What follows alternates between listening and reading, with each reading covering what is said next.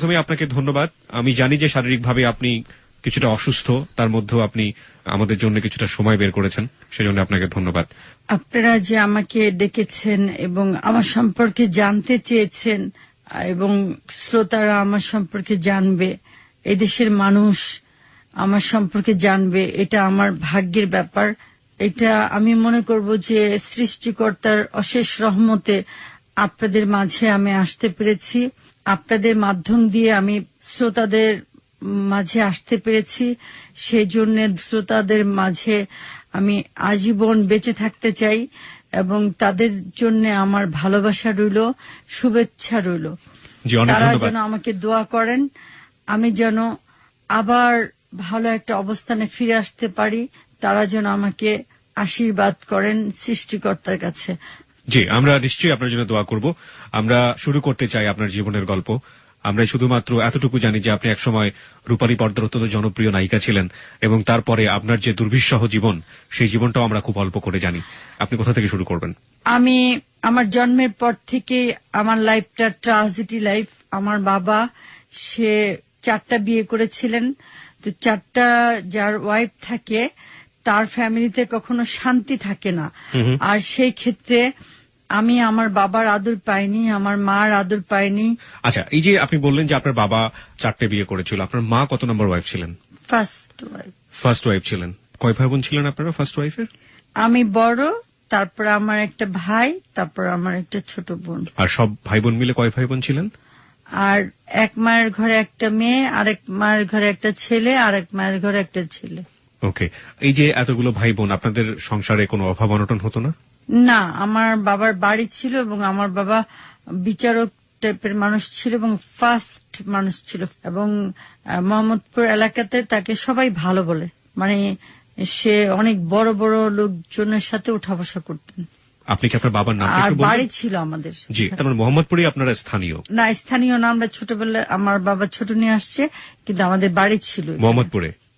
আর আমার আব্বা কন্ট্রাক্টর ছিল। কন্ট্রাক্টর ছিলেন। কত সালের ঘটনা এটা? আমি সাল বলতে পারবো না। আমার বাবা মা তো অত শিক্ষিত ছিল না, ওনারা আমাদের জন্মদিন পালন করতেন না। জি, তার মানে আপনারা আর্থিকভাবে সচ্ছলই ছিলেন। আপনার বাবার নামটা কি বলা যাবে? আমার বাবার নাম মজিবুর শিকদার মজনু। উনি কন্ট্রাক্টর ছিলেন এবং উনি বৃত্তশালী ছিলেন এবং পারিবারিক একটা যে অবস্থা দেখলাম যে 4টা বউ ছিল ওনার, অর্থাৎ 3টি সৎমা ছিল আপনার, এবং সবকিছু মিলিয়ে একটা পারিবারিক কলহ সবসময় ওই পরিবারটাতে ছিল। কষ্ট। তার মানে সবার বড় বোন ছিলেন হচ্ছে আপনি, সন্তানের দিক থেকে সবার বড় ছিলেন আপনি। বাবা কেমন আদর করতেন? কথাই বলতেন না, মিশতেন না, সবসময় ধমক দিতেন, মারতেন অনেক সময়। আমি ভালো গান গাইতে পারতাম, অলভিশনে গান শিখতে যেতাম, আমার বাবা আমাকে মারতো, বলতে আমি গানের শিল্পী হব আব্বা। আমার আব্বা আমাকে মারতো। স্কুলে ভর্তি আমি নিজে একা একা হয়েছি, আমার আব্বা ভর্তি করেনি, আমি একা একা পড়াশোনা করেছি। ওখানে আপনার মা কতটা সহযোগিতা করতো? আমার বাবা এরকম করতো দেখে আবার আমার মাও বকা দিত, বাপ যা বলে তাই শুন। আর আমার মা সবসময় কষ্টের ভিতরে থাকতেন, অনেক যন্ত্রণা আমার মায়ের বুকের ভিতরে থাকতো। কেন?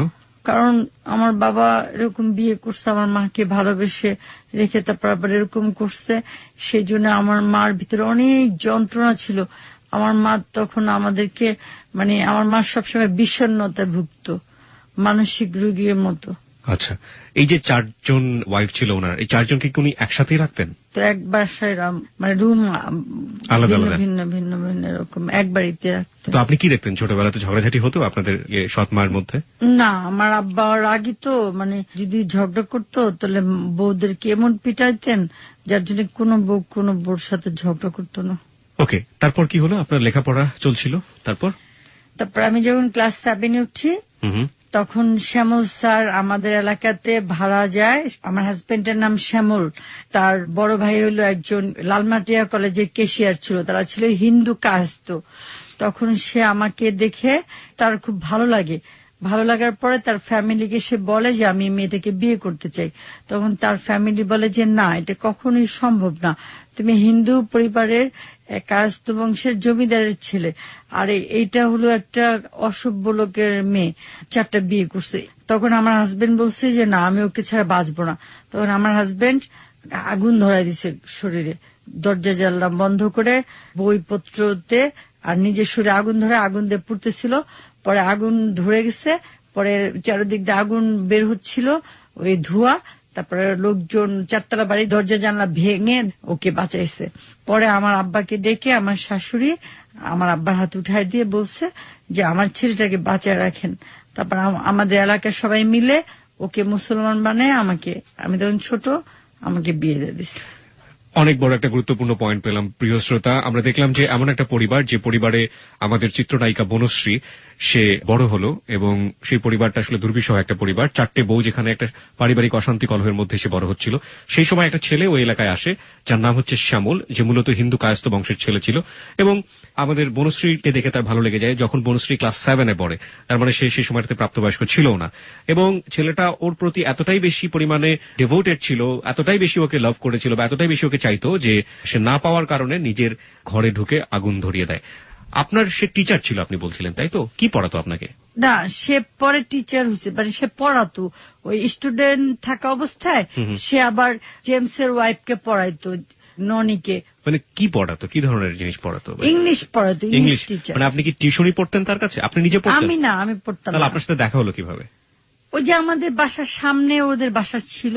আচ্ছা, তো এই যে আপনাদের দেখা সাক্ষাৎ হতো, এই যে আগুন ধরিয়ে দেওয়ার আগে নিশ্চয়ই আপনাদের মধ্যে একটা প্রেমের সম্পর্ক তৈরি হয়েছিল? না না, হয়েছিল না, চিঠি পাঠাইছিল কাজের মেয়ে দিয়ে। কিন্তু আমি ইন্টারেস্টেড ছিলাম, আমি হিন্দু ছেলেকে মুসলমান বানাবো, এটা আমার একটা অ্যাম্বিশন ছিল। আবার ছেলেটা দেখতেও সুন্দর ছিল, তো হ্যান্ডসাম ছিল, আমার ভালো লাগছিল, এটাও একটা ব্যাপার ছিল। মানে এক ধরনের ভালো লাগা ছিল, কিন্তু সেটাকে পরিপূর্ণ প্রেম বলা যায় না, তাই তো? না। ওকে, তাহলে আমরা যেটা পেলাম যে আপনার হাজবেন্ড কিভাবে হলো সেটা তো আমরা জেনেই গিয়েছি প্রথমে। এই ছেলেটা প্রচন্ড রকম ভাবে আমাদের বনশ্রীর প্রতি আগ্রহ পোষণ করেছিল।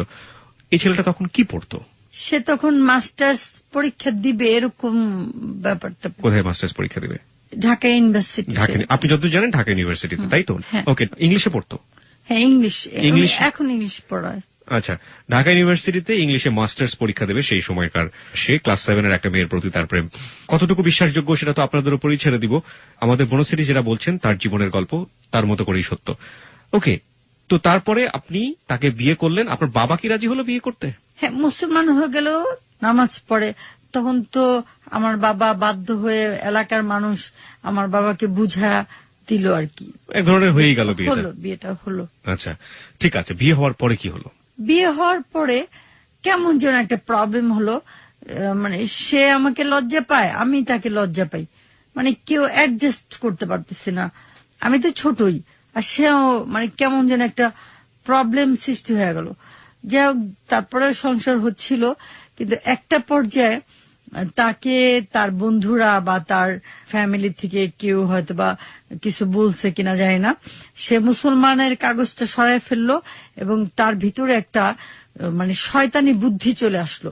সে চাইলো যে এই মুসলমান মেয়েটাকে আমি আপোষে যেন চলে যায় মেয়েটা, এরকম একটা ব্যবস্থা মেয়েটাকে করতে হবে। এটা সে চিন্তা করলো। করার পরে সে সকালে বের হতো আর রাত 12টা-1টা বাজে আসতো। আমি একটা ফ্ল্যাটের মধ্যে একা, মানে ভয় পেতাম, ভূতের ভয় পেতাম, কি যে যন্ত্রণাময় জীবন। আর বই পড়তাম, সময় কাটাতাম, এমন করতাম। তখন আমার আস্তে আস্তে আমার ভিতরে একটা মানে এত যন্ত্রণা, এত কষ্ট, আর ওর প্রতি আমার একটা ঘৃণা আসতে শুরু করলো। তারপর ওর সাথে আমি ঝগড়া করতাম, বলতাম, তারপরে ও কথা বলতো না, জবাব দিত না। হ্যাঁ, মানসিক টর্চার করতো। হ্যাঁ, আমি প্রশ্ন করতাম কেন এরকম করো, আমার কাজ ছিল একটু বলে চুপ থাকতো। কিন্তু এত রাত পর্যন্ত, 12টা-1টা পর্যন্ত কি মানুষ পড়ায়? আর তুমি আমাকে কোথাও বেড়াতে নাও না। আবার যদি বেড়াতে নিত না, আমাকে অনেক পিছনে রাখতো, ও অনেক আগে চলে যেত। আমি তো সুন্দরী ছিলাম, ছেলেরা না আমাকে মনে করেন টিটকারি মারতো, দুষ্টামি করতো। ওকে আমি বলতাম, ওই দেখো ওই ছেলেটা আমার সাথে কিরকম করে।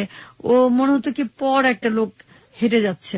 তারপর আমাকে কোনো একটা ভালো জিনিস কিনে দিতে চাইতো না, মানে এরকম সে আমার উপরে মানসিক টর্চার শুরু করে দিছে। তারপরে আমি তাকে বলছি যে আমি চলচ্চিত্রে যাব। আমার মাথায় ঢুকলো যে আমি চলচ্চিত্রে চলে যাব। কারণ হঠাৎ করে কেন মাথায় ঢুকলো? এটা ঢুকলো কেন, ছোটবেলা থেকে আমি চলচ্চিত্রকে লাইক করতাম, ছবি দেখতাম প্রচুর। কি ধরনের ছবি দেখতেন? আমি আমাদের দেশের ছবি দেখতাম। আমাদের শিবচরে আমাদের হল আছে, আমার আত্মীয় স্বজনের হল আছে, সিনেমা হল, দুলাভাইয়ের 2 দুলাভাইয়ের হল আছে। শিবচর আমাদের বাড়ি, লিটন চৌধুরীর এরিয়া। তো আমি ছোটবেলায় দেশে যেয়ে এই ছবি দেখতাম। তো আমার ববিতাকে খুব ভাল লাগতো, আর শাবানা ম্যাডামকে খুব ভাল লাগতো। তো আমি ববিতা ম্যাডামকে বেশি লাইক করতাম। তো আমি কল্পনাতে ববিতা ম্যাডাম হয়ে যেতাম। আর আমি স্বপ্নও দেখতাম আমি নায়িকা হয়েছি, এই সেই সর্ষে ফুল ক্ষেত দিয়ে দৌড়াচ্ছি, গান গাচ্ছি, এরকম স্বপ্নও দেখতাম। আমি জসিম ভাইকে স্বপ্ন দেখতাম, ইলিয়াস কাঞ্চন ভাইকে স্বপ্ন দেখতাম। চিন্তা করলাম আমি কি নায়িকা হতে পারবো। তারপরে আমি লঞ্চে উঠছি, তো একটা ছেলে আমাকে বলছে কি, ববিতার ছোট বোন তুমি, তোমার চেহারা তো ববিতার মতো। আর আমাকে অনেকেই নায়িকা বলতো কি ফেস তো নায়িকাদের মতো।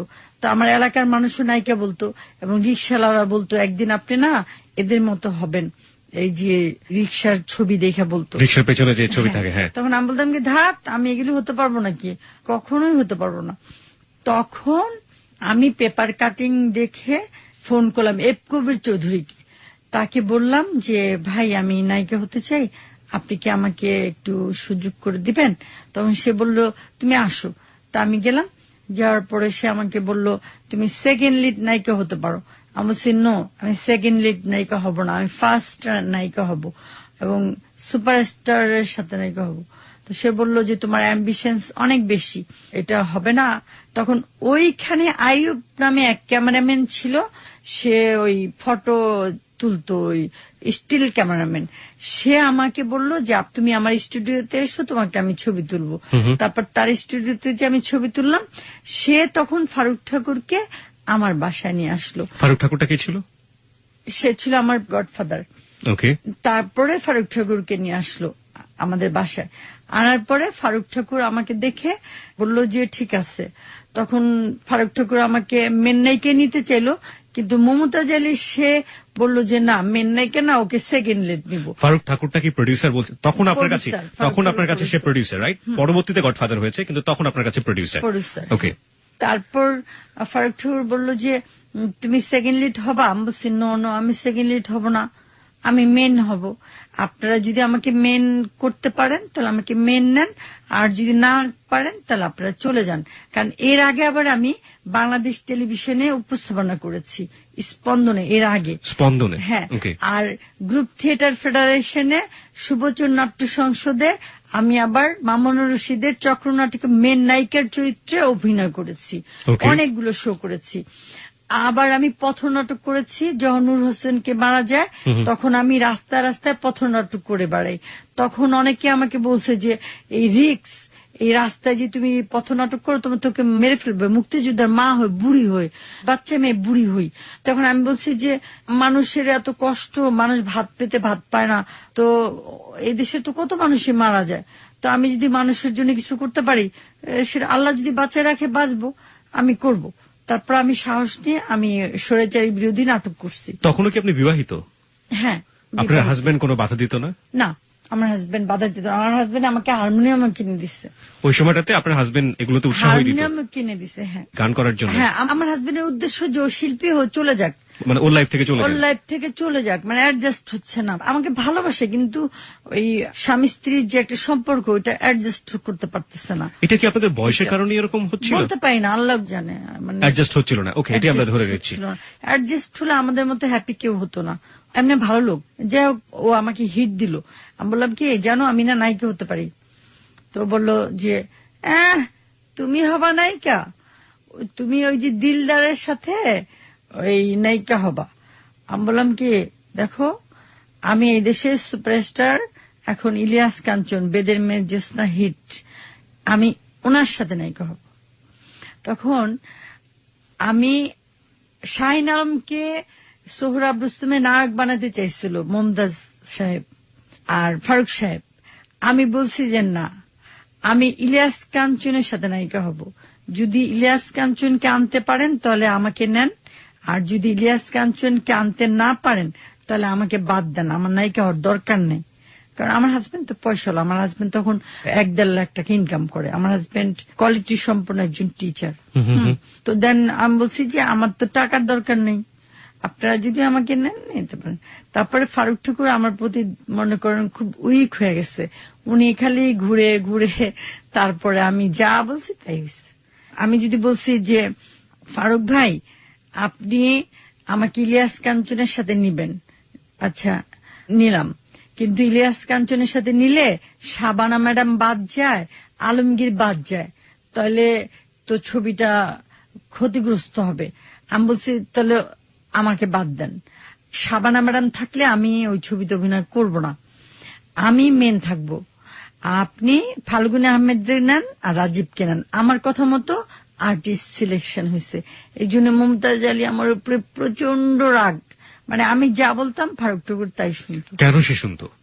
সে আমাকে না দেখলে নাকি তার ভালো লাগতো না, আর আমি তাকে গান শোনাইতাম, সে নৌকাটা ঘুরতো আমাকে নিয়ে, এই বুড়িগঙ্গা দিয়ে ঘুরতাম নৌকা দিয়ে, আমি গান গাইতাম, উনি গান শুনতো, গাড়িদা ঘুরতাম গান শুনতো, আর সবসময় রাত্রে ডিনার করতাম জানি যে, আর উনি আমাকে অনেক ড্রেস কিনে দিত, তারপর উনি আমার পিছনে অনেক ইনভেস্ট করতো, মানে টাকা খরচ করতো, তারপরে আমাকে এসি গাড়ি, এসি রুম এগুলো আমাকে দিত, এবং উনি আমাকে বয়স্ক লোকরাও আমাকে ম্যাডাম বলতে হইতো, সম্মান করতে হইতো।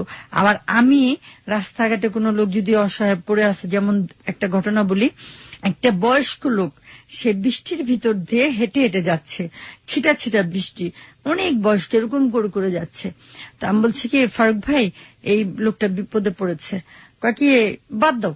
আমি বলছি না, ওনাকে আপনার গাড়িতে উঠাতে হবে, উঠায়া ওনার কি প্রবলেম আপনার জেনে সলভ করতে হবে।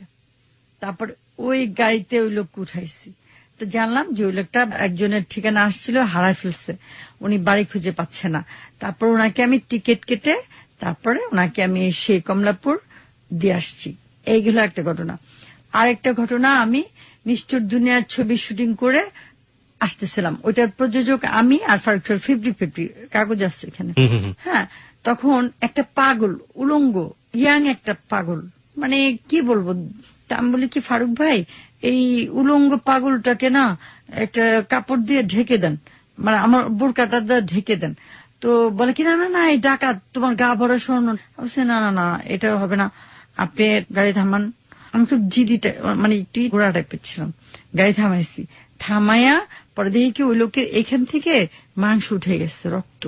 তারপর আমি বলছি ওনাকে ঢাকা মেডিকেল নেন, আমার বোরকা খুলে ওনাকে ঢেকে তারপর সামনের সিটে বসায়া, তারপর ফারুক ঠাকুর আর আরেকটা ছিল অ্যাসিস্ট্যান্ট ডাইরেক্টর, ওরা ধুইরা ওনাকে, আমি বলছি ওনাকে ধরেন, আমি পিছনে বসে তার ঢাকা মেডিকেল নিয়ে চিকিৎসা করাইছি, সেলাই করাইছি, পরের দিন সকালে যে ওই লোককে আর পাইনি।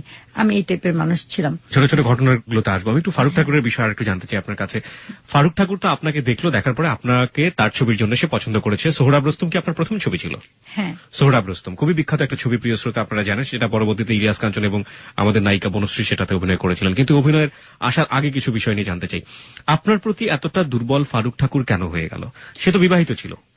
এটা কেন হলো, ওনার ওয়াইফও কিন্তু অনেক সুন্দরী, ওনার ওয়াইফ মানে দেখার মতো সুন্দরী, কিন্তু তার ওয়াইফের অ্যাটিটিউড ভালো ছিল না, লুভি ছিল, তো সে লুভি মেয়েদেরকে সে লাইক করতো না, আর সততা ছিল না তার ওয়াইফের ভিতরে। কিন্তু উনি আমার মাঝে সততা পেয়েছে, মানে আমি অকারণে মিথ্যা বলি না, আর আমি লুভি ছিলাম না। আমাকে সেদে কিছু দিলে আমি নেই, আমাকে সেদে কিছু না দিলে আমি নেই না, এবং সেদে দিলে অনেক সময় নিতে চাই না, আমি এই টাইপের মানুষ ছিলাম। কিন্তু এই গুণগুলো জানার জন্য তো একটা মানুষের সাথে অনেক দিন ধরে মিশতে হয়। ফার্স্ট টাইম তার আমার চোখ ভাল লাগছে, আমার চুল ভাল লাগছে, আমার লিপ ভাল লাগছে, পুরো মানুষটাকেই ভাল লাগছে। সেটা কি আমার মতো একটা মানুষকেই তার জীবনের জন্য খুঁজছিল, কিন্তু সে এত বছর পায়নি, তার বয়স হয়ে যাওয়ার পরে সে পেয়েছে। কিন্তু সে আমাকে বলেছে যে আমি তোমাকে সারা জীবনের জন্য চাই। আমি বলছি যে সরি, আমার বাচ্চা আছে, আমার মেয়ে আছে। তখন কি বাচ্চা হয়ে গেছে আপনার? আমার বাচ্চা হওয়ার পরে আমি নাই গেছি। তো আমরা অনেক দ্রুত চলে যাচ্ছি, আপনি যদি একটু সিরিয়ালি যান ধীরে ধীরে। তখন আপনি বলছিলেন যে আপনার হাজবেন্ডের সাথে আপনার বনিবনা হচ্ছে না, শ্যামল যিনি খুব ভালো একজন শিক্ষক, এবং সেই মুমেন্টে আপনাদের ফ্যামিলিতে একটা বাচ্চাও চলে আসলো। বাচ্চা হওয়ার পরে নাকি হয়েছে? তাহলে বাচ্চা হওয়ার পরে গিয়ে আপনার এইসব ঘটনা ঘটছে।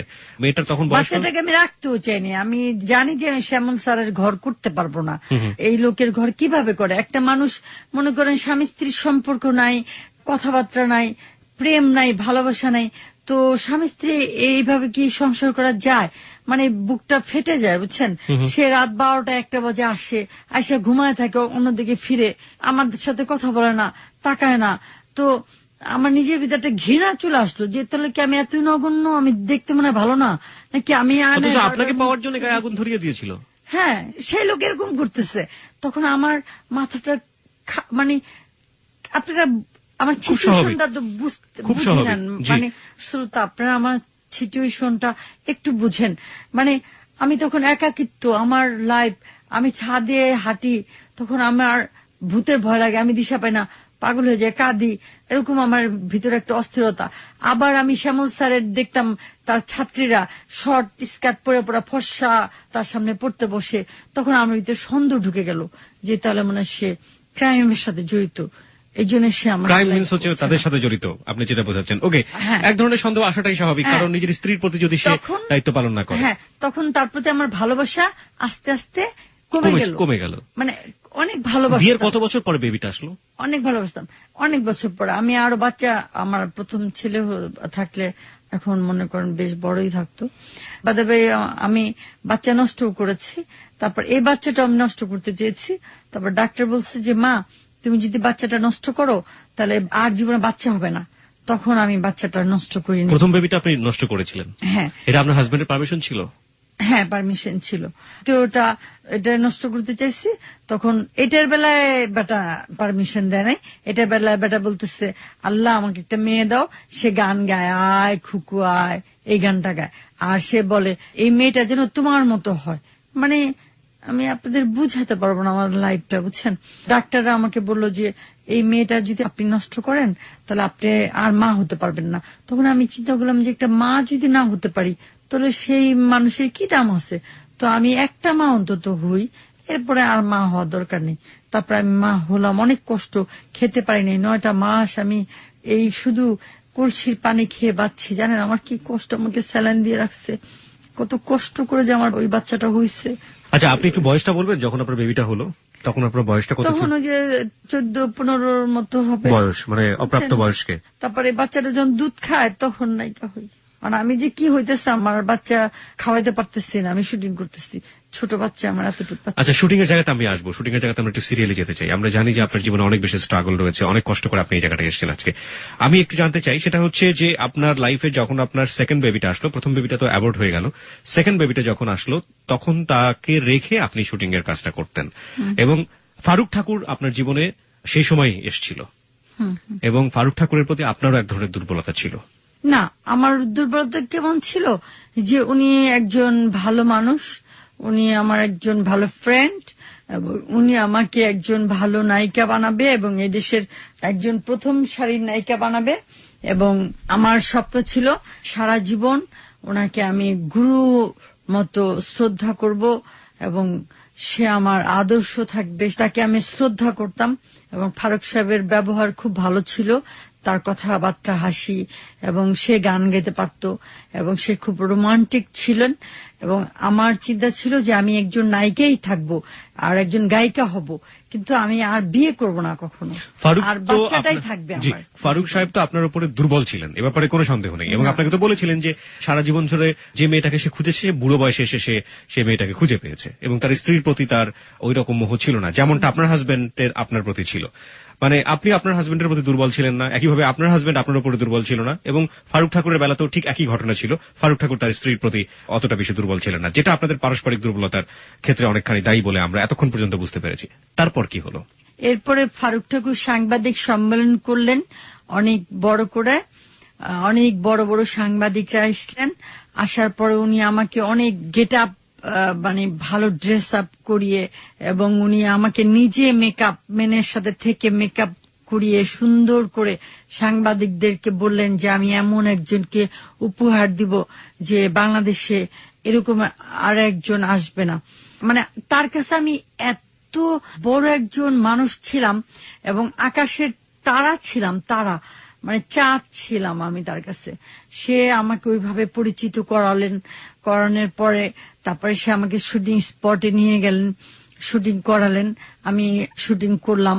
ওইখানে তার ওয়াইফ আসলো, আসার পরে তার ওয়াইফকে আমি পায়ে হাত দিয়ে সালাম করতে গেছি, তার ওয়াইফ পা সরে নিয়ে গেছে। তখন ফারুক ঠাকুর আমাকে বলছে যে ওর পায়ে হাত দিয়ে সালাম করার কোনো দরকার নেই, ও তোমার পায়ের একটা পশমের যোগ্যতা ও রাখে না, তুমি কেন ওর পায়ে হাত দিয়ে সালাম করছো? আমি বলছি যে ছি, আপনি কি বলেন এগুলো? তখন আমি জিনিসগুলোকে মেনে নিতে পারছিলাম না যে এটাকে উনি কি বলে, আমি তো ওনাকে বিয়ে করব না, আমি তো নায়িকা হইতে আসছি, আমি তো বিয়ে করতে আসছি নাই, এরকম আর কি আমার। না, বিয়ের প্রসঙ্গটা কেন আসবে প্রথমে আমি ঠিক জানি না। বিয়ের না মানে উনি তো আমাকে বলছে যে আমি তোমাকে সারা জীবন চাই, তা সারা জীবন চাই মানে কি? সারা জীবন চাই মানে সিনেমা সারা জীবন জগতে চাই মানে বিয়ের কথাই তো বলছো। ডিরেক্টলি উনি আপনাকে বিয়ের কথা বলেছে নাকি সারা জীবন চাওয়া মানে যে আমার সঙ্গে থাকো সারা না জীবন? না না, সে ক্যাপ রাখতে চায় না, সে বিয়ে করবে আমাকে। এটা কি প্রথম ছবি হওয়ার আগেই? মানে ওই শুটিং এর সময় সে আমাকে, সোহরাব রুস্তম হওয়ার সময়? হ্যাঁ, শুটিং এর সময় সে আমাকে বলছে যে আমি তোমাকে বিয়ে করতে চাই, তুমি আমাকে বিয়ে করবে? আমি বলছি না। আচ্ছা ঠিক আছে, তারপরে আমরা এখন সিরিয়ালে আপনার শুটিং এর কাছে যাই। শুটিংটা একের পর এক জানতে চাই, যেহেতু আপনার জীবনের স্বপ্ন ছিল আপনি সিনেমার নায়িকা হবেন, এবং প্রথম যেদিন ক্যামেরার সামনে দাঁড়ালেন ধীরে ধীরে কিভাবে শুরু করলেন একটু জানতে চাই। ফার্স্ট টাইম ডান্স ছিল আমার, একা একটা ডান্স ছিল, একা মানে সখীদের নিয়ে। তার পরবর্তী টাইমে আস্তে আস্তে আমাদের ইলিয়াস কাঞ্চন, তারপর আমরা মাদ্রাজ গেলাম, রাজস্থান গেলাম, এই জায়গাগুলোতে শুটিং করলাম। এখানে বড় বড় সেট হলো এবং অনেক বিগ বাজেটের ছবি। আর আমাকে প্রতিদিন ফারুক ঠাকুর আপনার একটা অ্যামাউন্ট দিতেন, এবং এই ছবিটার জন্য সে আমার সাথে কন্ট্যাক্ট করছে 20 লাখ টাকা। কত সালে? তখন ওই যে আমার সালটাল কিছু মনে নাই। প্রিয় শ্রোতা, আমরা এখানে একটু বলি, আজকে যে বনশ্রীকে আপনারা এখানে পেয়েছেন সেই বনশ্রী কিন্তু শারীরিকভাবে অনেক বেশি অসুস্থ। তাকে আমরা 2 থেকে 2.5 ঘন্টা কাউন্সেলিং করেছি কিভাবে বলতে হবে এখানে। তারপরেও তিনি নিজের জায়গাটা থেকে যথেষ্ট চেষ্টা করছেন সিরিয়ালি বলার জন্য। তাকে আসলে সেই স্বর্ণালী সময়টা তার মধ্যে খোঁজাটা খুবই ডিফিকাল্ট। তিনি শারীরিক অসুস্থতা নিয়েও হ্যালো 8920 এসছেন এবং নিজের জীবনের গল্পগুলো আপনাদের কাছে বলছেন। এটাই আমাদের অনেক বড় পাওয়া। তাকে আসলে এই চোখেই দেখতে হবে। অনেক কিছু তার মেমোরিতে নেই, এবং তার যে কথা বলার ভঙ্গি, তার যে শারীরিক অবস্থা, সেখান থেকে আসলে এত বেশি কিছু এক্সপেক্ট করাটাও আমাদের উচিত হবে না। সোহরাব রুস্তম কখন মুক্তি পেয়েছিল? আপনারা যারা মুভি ডিরেক্টরি দেখে থাকেন, মুভি ডিরেক্টরি যদি খোঁজ করেন তাহলে ওখানে আপনারা পেয়ে যাবেন। আপনি একটু বলবেন যে সোহরাব রুস্তমের সাথে ইলিয়াস কাঞ্চনের যে ছবিটা আপনি তখন করলেন, তার কত আগে বেদের মেয়ে জ্যোৎস্না মুক্তি পেয়েছে বা কত সময়টাতে আপনার মনে আছে? সরি, আমি এটুকু বলতে পারবো, কিয়ামত থেকে কিয়ামত, সোহরাব রুস্তম আর 4 দিন রাতে আমাদের 3 নায়িকার ছবি একসাথে মুক্তি পেয়েছে। ওকে, চমৎকার একটা দারুণ তথ্য আমরা পেলাম যে কিয়ামত থেকে কিয়ামত সালমান শাহ এবং মৌসুমী অভিনীত প্রথম ছবি, তারপরে সোহরাব রুস্তম আর চাঁদনি রাতে, এই 3টা ছবি একই সময় মুক্তি পেয়েছে এবং 3টাই সুপার ডুপার হিট সেই সময়। ওকে, আমরা একটু মুক্তির গল্পে একটু পরেই আসতে চাই, কারণ 20 লাখ টাকা আপনাকে ওই সময় দিয়ে কন্ট্যাক্ট করেছে এবং আপনি একেবারেই নতুন একটা নায়িকা, এর আগে কোথাও কোনো কাজ করেননি। 20 লাখ টাকা তো আমার মনে হয় যেটা অ্যাবসার্ড। এটা এত টাকা আপনাকে কেন দিবে? আর আমাকে গাড়িও কিনে দিয়েছে ওই সময় ছবি মুক্তির আগে। ছবি মুক্তির আগে আমি গাড়ি নিয়ে এফডিসিতে ঢুকছি। আপনার পেপার পড়েন না, দেখেন না, সব ডকুমেন্টস আপনার কাছে আছে। প্রিয় শ্রোতা, এই জাতীয় উনি যেগুলো বললেন বনশ্রী, সব ডকুমেন্টস আমাদের কাছে আছে এবং সব ডকুমেন্টস আমরা এই মুহূর্তে আমাদের ফেসবুকে দিয়ে দিচ্ছি। আমাদের ফেসবুকের ঠিকানা www.facebook.com/hello8920। আমি আবারও বলছি www.facebook.com/HELLO8920। ওখানে যাবেন, যাওয়ার পরে আপনি লাইক দেবেন, লাইক দেবার সঙ্গে সঙ্গে আপনি হ্যালো 8920 মেম্বার হয়ে যাবেন। আমি আবারও বলছি, আপনি আরজে কিবরিয়া নামেও খোঁজ করতে পারেন, আরজে স্পেস KEBRIA। আবারও বলি, আরজে স্পেস KEBRIA। ওটা দিয়ে খোঁজ করলে আপনি আরজে কিবরিয়া নামে অনেকগুলো পেজ পাবেন, কিন্তু যে পেজটিতে 3,70,000 মেম্বারের কাছাকাছি মেম্বার দেখবেন সেই পেজটি হচ্ছে হ্যালো 8920 পেজ।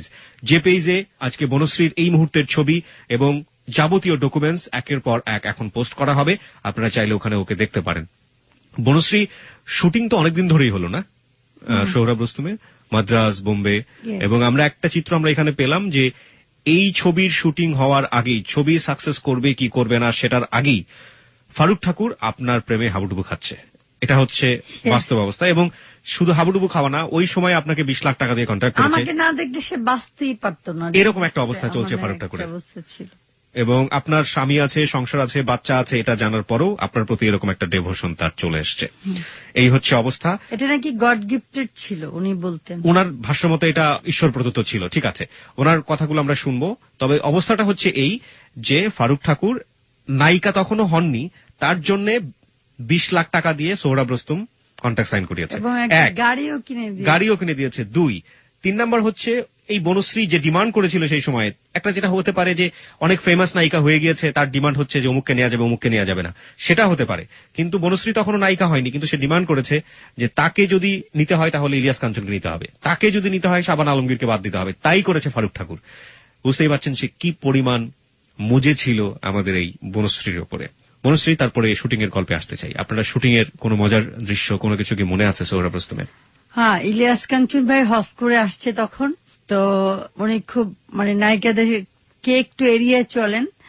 তো আমি একটু অন্যরকম ছিলাম, ব্যক্তিত্ব সম্পন্ন একটা মেয়ে ছিলাম। বিশেষ করে আমিও ছেলেদের প্রতি একটু অহংকারী ছিলাম।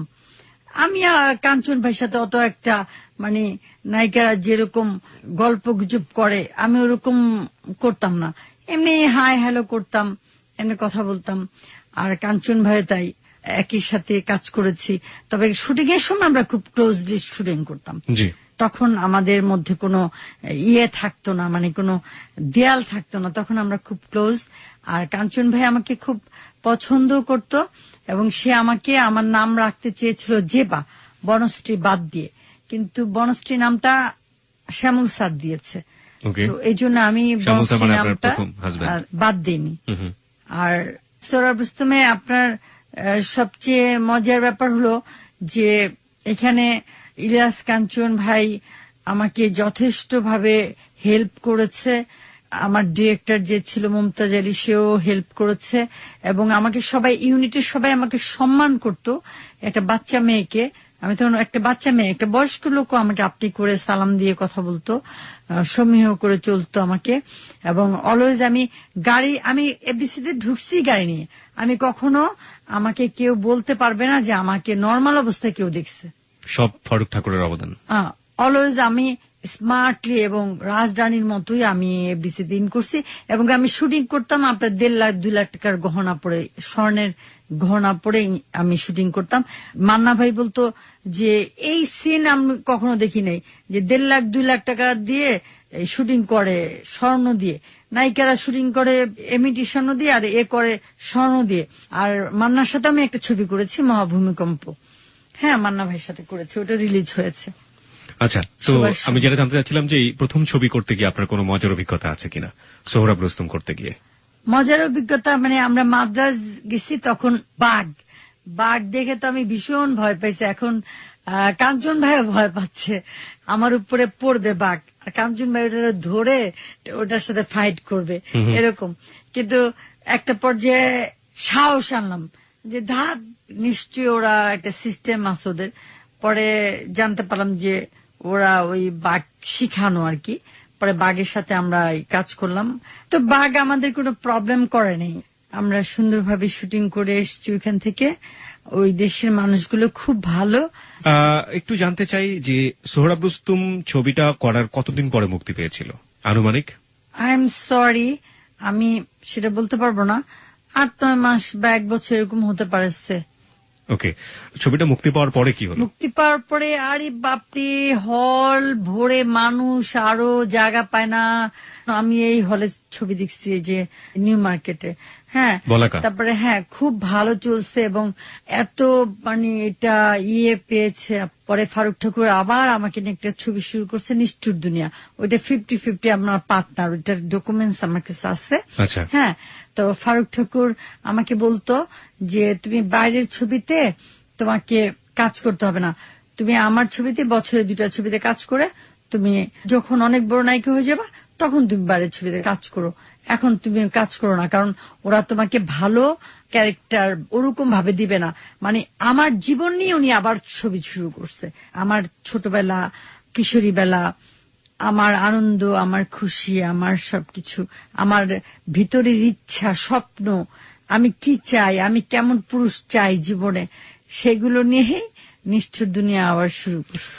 প্রিয় শ্রোতা, এই নিষ্ঠুর দুনিয়া শেষ পর্যন্ত বনশ্রীর জন্য কতটা নিষ্ঠুর সেটা আপনারা যারা ফেসবুকে ওনাকে নিয়ে প্রতিবেদন হয়েছে কিংবা কিছুদিন আগে টেলিভিশনে যে রিপোর্ট হলো সেই রিপোর্টটা তো দেখেছেনই, কিন্তু এই নিষ্ঠুর দুনিয়ার পেছনের কারণগুলো কি সেগুলো আজকে হেলথ 920-তে একটু হলেও তুলে আনার চেষ্টা আমরা করছি। বনশ্রী যেভাবে বলছে সেভাবে বুঝে ওঠাটা অনেকের জন্যই মুশকিল, তবে আমার মনে হয় না মুশকিল হবে, কারণ আমরা প্রশ্নের পর প্রশ্ন করব এবং এই প্রশ্ন করে তার কাছ থেকে বের করে নিয়ে আসবার চেষ্টা করব। সে শারীরিকভাবে ঠিক ততটা সুস্থ নয়, অনেক কষ্ট করে সে আমাদের এখানে এসে তার জীবনের যে গল্প সেগুলো আপনাদের সামনে তুলে ধরছে। এখানে সবাইকে একটু বলতে চাই, ফেসবুকে তা মুক্তি পেল এবং তুমুল জনপ্রিয় হলো এবং নিষ্ঠুর দুনিয়ার ছবি আপনাকে নিয়ে ফারুক ঠাকুর বানাতে চাচ্ছেন এবং বলছেন যে অন্যদের ছবিতে অভিনয় না করতে।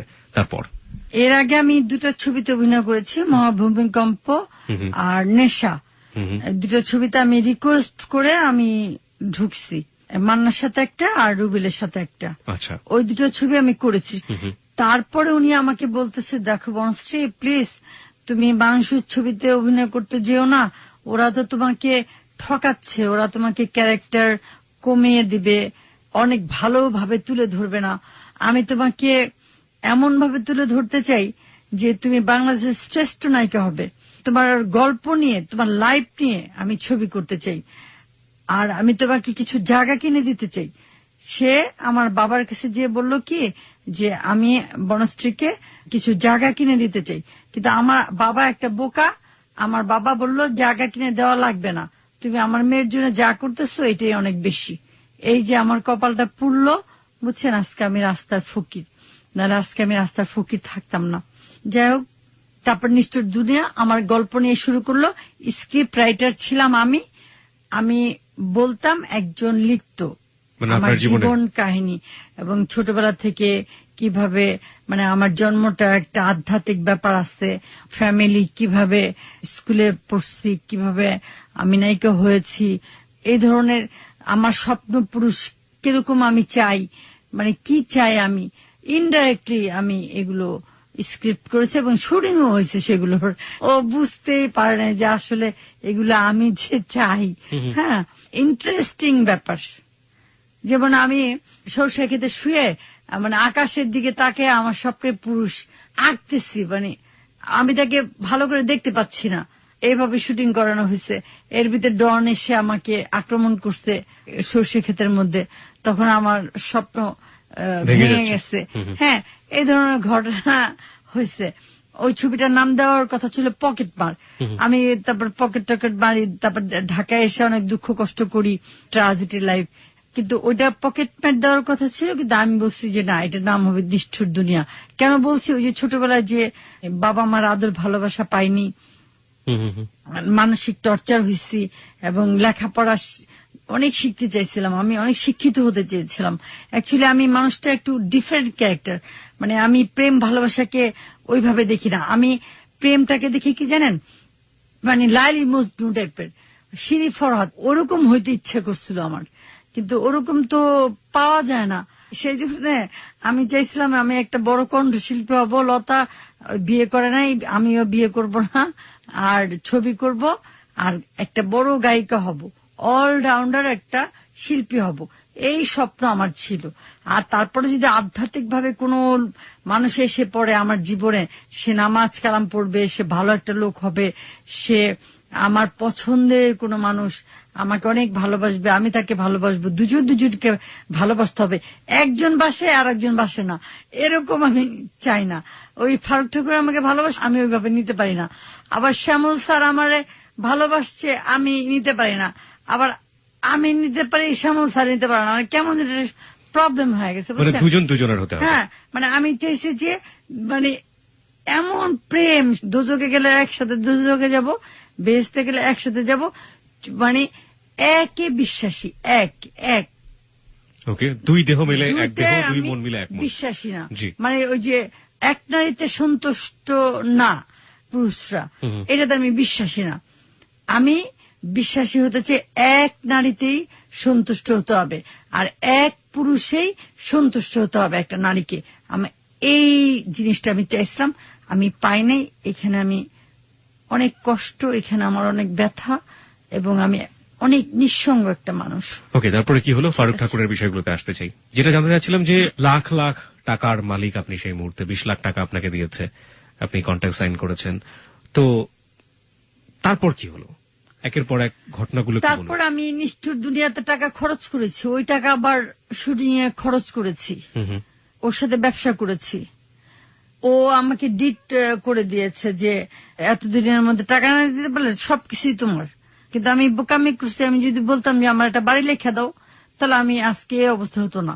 কিন্তু আমি ফিল্মের গুলিস্তান বিল্ডিং এর একটা অফিস নিছি, ছবির যা কিছু আছে নিছি, অনেক টাকার।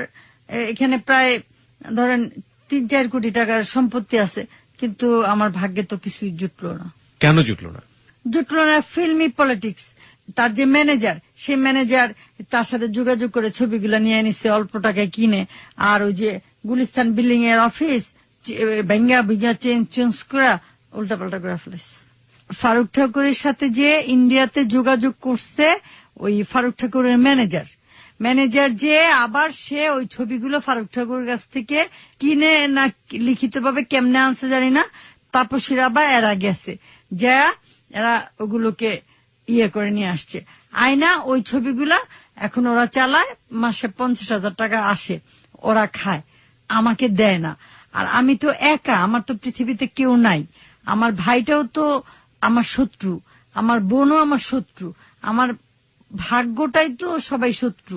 দেখুন, এগুলো হচ্ছে আপনার পারিবারিক অবস্থা, কিন্তু আমরা তো একটা সময় আমরা যেটা পেলাম যে ফারুক ঠাকুরের সাথে আপনার খুব ভালো অবস্থা, এবং ফারুক ঠাকুর আপনার পেছনে চরম ইনভেস্টমেন্ট করছে, লাখ লাখ টাকা আপনাকে দিচ্ছে, আপনাকে এসি রুমের মধ্যে রেখেছে, গাড়ি দিচ্ছে। সেই অবস্থা থেকে তো রাতারাতি অবস্থার মধ্যে আসেনি, এত খারাপ অবস্থার মধ্যে আসেননি না। তারপর ফারুক ঠাকুর একটা মার্ডার কেসের সাথে জড়িয়ে গেছে। হ্যাঁ, এটাই বলছিলাম যে সিরিয়ালি একটু বলুন, সিরিয়ালি বলুন, একের পর এক বলুন। মানে একটা অনেক কোটি টাকার বাড়ির দাম, মানে 10-15 কোটি টাকা হবে বাড়িটার দাম। আমি তো দেখছি বাড়িটা সুইমিং হবে, বাড়িটা অনেক বড়, দোতলা আবার পাশে। এখন ওই বাড়ি এক লোক দখল করে রেখে দিচ্ছে, ফারুক ঠাকুরকে দিবে না। আর ফারুক ঠাকুরের বউর সাথে ওরা চুক্তি করছে, মানে ওই বউকে দিবে, ওই বউকে তো ফেলে দিছে। ফারুক ঠাকুর তো বউর সাথে মিশে না, একা একা থাকে। ওই যে আমার জন্য, আমার প্রেমে হাবুডুবু খেয়ে একা একা থাকে। ওনাকে কি ডিভোর্স দিয়ে দিয়েছে ফারুক ঠাকুর? না, মানে ওরা ছেড়ে দিব আর কি, এরকম একটা অবস্থা। হ্যাঁ, আপনি এদিকে কি করেছেন? আপনার হাজবেন্ডকেও ছেড়ে দিয়েছেন? না, আমি আমার হাজবেন্ডের কাছে আসি, ও একা বাসায় থাকে। ফারুক ঠাকুর একা বাসায় থাকে? হ্যাঁ, একা বাসায় থাকে। সেই সময়ে, টু বি অনেস্ট, সেই সময় আপনার ফারুক ঠাকুরের সাথে কোন ধরনের অনৈতিক কোন সম্পর্ক ছিল কি? সেটা তো মানে ডোন্ট মাইন্ড, এই ব্যাপারে আমি কি বলবো আপনাকে। হ্যাঁ, ওর সাথে আমার ফিজিক্যালি একটা রিলেশন ছিল সেই সময়টাতে ছিল। হ্যাঁ, ওকে। হ্যাঁ, আমরা এই বিষয়টা নিয়ে আরো বিস্তারিত জানতে চাচ্ছি না, ঠিক আছে। তো বাড়ির প্রসঙ্গে আপনি যাচ্ছিলেন। তো ওই বাড়ি নিয়ে দ্বন্দ্ব। এখন এত টাকার বাড়ি কি কেউ ছেড়ে দেয়? ও স্বরাষ্ট্রমন্ত্রীর কাছে আমার সামনেই বলে পুলিশ নিয়ে গেছে, কিন্তু ওর ছেলেকে ওই লোকেরা গলা টিপে ধরছে। ওই যে লোকটা মারা গেছে, ওই লোকটা ওর ছেলেকে মেরে ফেলে, ছোট বাচ্চা ছেলেটাকে মেরে ফেলে। আমি তো স্পটে ছিলাম না তখন, নাকি ওইখানে একটা দুর্ঘটনা ঘটছে। আমরা ঠিক বুঝতে পারছি না, একটু জিনিসটা মানে বুঝিয়ে বলুন। ওইখানে আপনার আমাকে বলে গেল যে আমি বাড়ি দখলে যাচ্ছি। পুলিশ বাড়িটা কার ছিল? ফারুক ঠাকুরের ছিল? হ্যাঁ। আচ্ছা, অন্য মানুষ দখল করে রাখছে। আর ওই মহিলা ওই লোকের সাথে আর কি মানে মানে উল্টাপাল্টা মানে সম্পর্ক, বুঝছেন? কোন মহিলার এটা? ফারুক ঠাকুরের বউয়ের সাথে? হ্যাঁ, ফারুক ঠাকুরের বউ ওই লোকটার সাথে যুক্ত হয়ে দুজনে বাড়ি খায়া ফেলবো, মানে ফারুক ঠাকুর দিবে না। আচ্ছা, বরং স্ত্রীর জন্য যখন পাগল, তো ওরে শেষ করে দিই, ঠিক আছে, এরকম একটা পরিকল্পনা ওরা করছে। আচ্ছা, করার পরে এখন ওরা ওই সাইনবোর্ড লাগাইছে, ফারুক ঠাকুর বোর্ড নামে সাইনবোর্ড দিছে, আর ওই বেটার নামে সাইনবোর্ড দিছে। এখন ফারুক ঠাকুর বলে কি যে বাড়ি হলো আমার, তাহলে ওরা দুজনের নামে সাইনবোর্ড দিবে কেন? এই সাইনবোর্ড আবার ফারুক ঠাকুর ফালাই দিছে। পরে এর ভিতরে ওরা ফারুক ঠাকুরকে মারতে আসছে পরে ওইখান থেকে ফারুক ঠাকুর পালায় চলে আসছে। পালায় এসে স্বরাষ্ট্রমন্ত্রীকে বলছে যে স্যার এই ঘটনা আমার সামনে। তখন বলছে কি যে ফারুক, তুমি একটা কাজ করো, প্রশাসনের লোক নিয়ে তুমি বাড়ি দখল করো গা। তারপর প্রশাসনের লোক নিয়ে বাড়ি দখল করতে গেছে, পরে ওইখানে এই যে মার্ডার হয়ে গেছে। কে মার্ডার হয়েছে? ওই লোক, ওই যে শামসুল আলম। যে শামসুল আলমের সাথে ফারুক ঠাকুরের বইয়ের এক ধরনের সম্পর্ক ছিল? এক ধরনের সম্পর্ক ছিল কিনা তা তো আমি চোখে দেখি নাই, কিন্তু মানুষে বলছে, আর ফারুক ঠাকুর বলছে যে ওর লগে একটা হয়েছে। ওরা মানে আমার এখন শেষ করে দিতে চাচ্ছে, আমার বাড়িটারি শেষ করে দিতে চাচ্ছে, আমার ফকির বানাই দিতে চাইতেছে, এটা বলছে। হ্যাঁ, তো মার্ডারটা কি করলো সেই সময়? আমি তো স্পটে ছিলাম না, আমি দেখি নাই। আমি শুনছি যে ও মার্ডার করে নাই, ও আমার বলছে বিশ্বাস করে আমি মার্ডার করি নাই। তারপরে ও পত্র পত্রিকায় তারপর মানুষ বলছে ও নাকি করছে, ফারুক ঠাকুর মার্ডার করেছে। প্রিয় শ্রোতা, আমি একটু সাম আপ করতে চাই এখানে। আমি গল্পটা যতটুকু বুঝেছি এখন পর্যন্ত লাইফের প্যারাডাইমে, সেটা হচ্ছে ফারুক ঠাকুরের সাথে আমাদের চিত্রনায়িকা বনশ্রী, সেই সময় সুপার ডুপার হিট নায়িকা, তার একটা সম্পর্ক ছিল এবং সেই সম্পর্কটা শারীরিক সম্পর্ক পর্যন্ত গিয়েছে। বনশ্রী তাকে বিয়ে করতে চাইতো না, ফারুক ঠাকুর তাকে বিয়ে করতে চাইতো তার ভাষ্য অনুযায়ী, এবং ফারুক ঠাকুর চাইতো তাকে নিয়ে আলাদাভাবে ঘর সংসার করতে, যে কারণে ফারুক ঠাকুর তার বিবাহিত স্ত্রী তাকে এক ধরনের সাইড করে দিয়েছে। সেই সমসাময়িক সময়ে ফারুক ঠাকুরের স্ত্রীর সাথে আরেক ভদ্রলোকের একটা সম্পর্ক তৈরি হয়েছে, যার নাম হচ্ছে শামসুল আলম। এবং শামসুল আলম আর ফারুক ঠাকুরের স্ত্রী তারা দুজনে মিলে ফারুক ঠাকুরের একটা বাড়ি, সেই বাড়িটা দখল করেছিল। ফারুক ঠাকুর সেই বাড়িটা দখল করবার জন্য প্রশাসনের সাহায্য নিয়েছে। এটা বনশ্রী নিজের চোখে দেখেছে। সেই সময়কার যারা ছিলেন প্রশাসনের, তারা তাকে সহযোগিতা করার জন্য বলেছিলেন যে ওখানে বাড়িটা গিয়ে দখল করো। ফারুক ঠাকুর সেই কাজটি করতে গিয়েছে এবং যাওয়ার পরে শামসুল আলম ওই বাড়িতে ছিলেন এবং শামসুল আলম খুন হয়েছে, কিন্তু এটা বনশ্রী জানেন না যে আসলে কে খুন করেছে, এবং ফারুক ঠাকুর তাকে পরবর্তীতে বলেছে যে খুনটা তিনি করেননি। এটা হচ্ছে এই পর্যন্ত। তারপরে কি হলো স্টেপ বাই স্টেপ আমরা যেতে চাই। তারপরে কি হলো? তারপর কোর্টে কেউ আসে না, মানে থানায় কেউ যায় না, সে গুলশানে থানায়। আমি অসহযোগের মধ্যে হেঁটে আমার পা দুটো মনে করেন একেবারে রাস্তায় রক্তাক্ত হয়ে গেছে, মানে আমি তো কখনো হাঁটি নাই। এত কষ্ট করে আমি এই কলা বাগান থেকে আমি সেই গুলশান থানায় ওর সাথে দেখা করতে গেছি। ওর আত্মীয় স্বজন, ভাই বোন, ওর সাথে কেউ দেখা করে না, সবাই পয়সাওয়ালা বড় লোক, কোটি কোটি টাকার মালিক এক একজন। আমি যে তারপরে থানায় যে ওসি স্যারের সাথে কথা বলে তারপরে আমি কোর্টে একা গেছি, একা যে আমি 25 জন উকিল নিয়ে আমি ওকে জামিন করাইছি। জামিন করানোর পরে ওইখান থেকে ওরে উধাও করে ফেলাইছে, ওইখান থেকে উধাও করা, তারপরে ওকে নাকি ইন্ডিয়াতে নাকি পাঠাই দিচ্ছে, ইন্ডিয়াতে পাঠাই দিচ্ছে। ইন্ডিয়াতে যে পরে ও আমাকে ডাকে, বুঝছেন, যাইতে বলে, কিন্তু আমি আমার বাচ্চা রেখে, আমার প্রিয় মেয়ে রেখে আমি কিভাবে যাই বলেন? আমি আমার সন্তানকে রেখে আমি যেতে পারি নাই। সেই জন্য নাকি ও আমার নামে সাংবাদিকদের কাছে বদনাম করছে। আজকে যা ঘুরছে সব ওর জন্য ঘুরছে, ওরে ভালোবেসে আমি শেষ হয়ে গেলাম, এই ধরনের কথা ও সাংবাদিকদেরকে বলছে, আমার হাজবেন্ডকে বলছে। শ্যামল স্যার গেছিল ইন্ডিয়াতে, শ্যামল স্যারকে বলছে, কিন্তু আমি আমার এই সন্তানের জন্য আমি ইন্ডিয়াতে ওর সাথে দেখা করতে যাইনি। আপনার সন্তান, যে সন্তান, এই যে মেয়ে, হ্যাঁ এই মেয়েটা তো ইন্ডিয়াতে দেখা করতে যাননি, এবং তারপরে ও সংবাদ সম্মেলন করে এসব কথাবার্তা বলেছে। তারপরে কি আপনাকে নিয়ে পত্রপত্রিকায় এই ধরনের রিপোর্ট হয়েছিল? হ্যাঁ হয়েছে, আমার জন্য এই মার্ডার হয়েছে, আমাকে বাড়িটা দেওয়ার জন্য হয়েছে, সে হয়েছে, এই ধরনের আলোচনা হয়েছে। ডিবিতে আমাকে ডাকছে, আমি ডিবি অফিসে আমি স্যারকে বলছি, স্যার আমি তো স্পটে ছিলাম না স্যার, আমি কি দেখছি কে মারছে, আর আমার বাবাও যদি আমার কথা মতো মানুষ মারে সেজন্য কি আমি দায়ী স্যার? তখন স্যার আর আমাকে কিছু বলে নাই, কোন সমস্যা হয়নি, স্যাররা আমাকে কিছু বলে নাই। তারপরে কি হলো আপনার জীবন? তারপরে আমি মনে করেন স্টেজ শো করি, গান গাই, স্টেজ নাচ করি, চাকরি করি, ওই যে ডায়াগনস্টিক সেন্টার ধানমন্ডি, এভাবে বিভিন্ন ইন্স্যুরেন্স কোম্পানিতে চাকরি করি, বিভিন্ন ভাবে চাকরি বাকরি করে নিজেকে চালাচ্ছিলাম, এভাবে চালাচ্ছিলাম। আপনাকে আর কেউ ডাকতো না নায়িকা হওয়ার জন্য? আপনাকে ছবির আমি যাইতাম না এফডিসিতে। কেন যেতাম না? আমার লজ্জা লাগতো, কারণ যেখানে গাড়ি হাঁকায়া আপনার এফডিসিতে যাইতাম কি স্মার্টলি, আর সেখানে এই নর্মাল ভাবে আমার আর যেতে ইচ্ছে করতো না। আর প্রডিউসার ডাইরেক্টরদের তেল মারতে হয়, ওই তেল মারা আমার ভাল লাগে না, আমি তেল মারতে জানি না, তাই আমি আর যাইতাম না। আমি বলতাম কি আমি আর যাবো না, দরকার নেই, আমি এইভাবে করেই কিছু করব। তারপর আমার অ্যাম্বিশন ছিল যে আমার ভাইয়ের বউকে নিয়ে, আমার ভাই আমাকে বলছে, আমার কাছে টাকা ছিল, আমি চাইছিলাম যে আমি একটা কনফেকশনের দোকানে দিয়ে বসবো, ডেলি 500-600 টাকা যা আসুক ওটা দিয়েই জীবনটা কাটাই দিব, ভাগ্যে যা আছে তাই হবে। আর জায়গা জমি কিছু ছিল, আর মেয়েটা বড় হলে মেয়েটা তো ডাক্তার হবে, তো মেয়েটা আমাকে তো খাওয়াবে, আর আমার বোন তো আমাকে খাওয়াবে, এরকম একটা স্বপ্ন ছিল যে ভাই। শ্যামল তো তখন আপনার হাজবেন্ড, শ্যামলের সাথে কি সমস্যা? না, শ্যামলের সাথে তো ছাড়াছাড়ি হয়ে গেছে। কবে ছাড়াছাড়ি হলো? ফারুক ঠাকুর যাওয়ার পর পরেই, মার্ডারের পর পরে ছাড়াছাড়ি হয়ে গেছে। এতদিন তো ছাড়াছাড়ি হলো না, কে ডিভোর্স দিল? শ্যামলী দিল না আপনি দিলেন?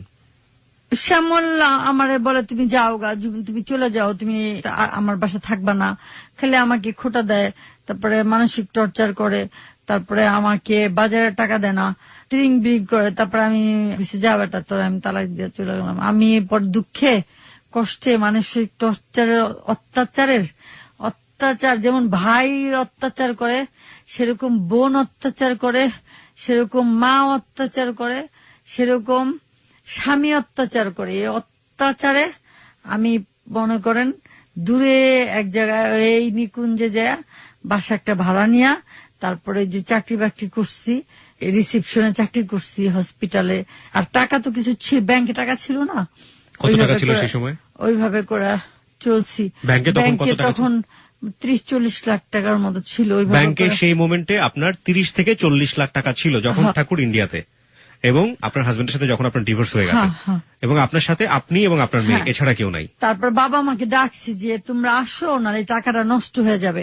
বাবা মা কেউ আমার সাথে আসে নাই। আমি একা একা মনে করেন ফ্ল্যাট নিয়ে থাকছি।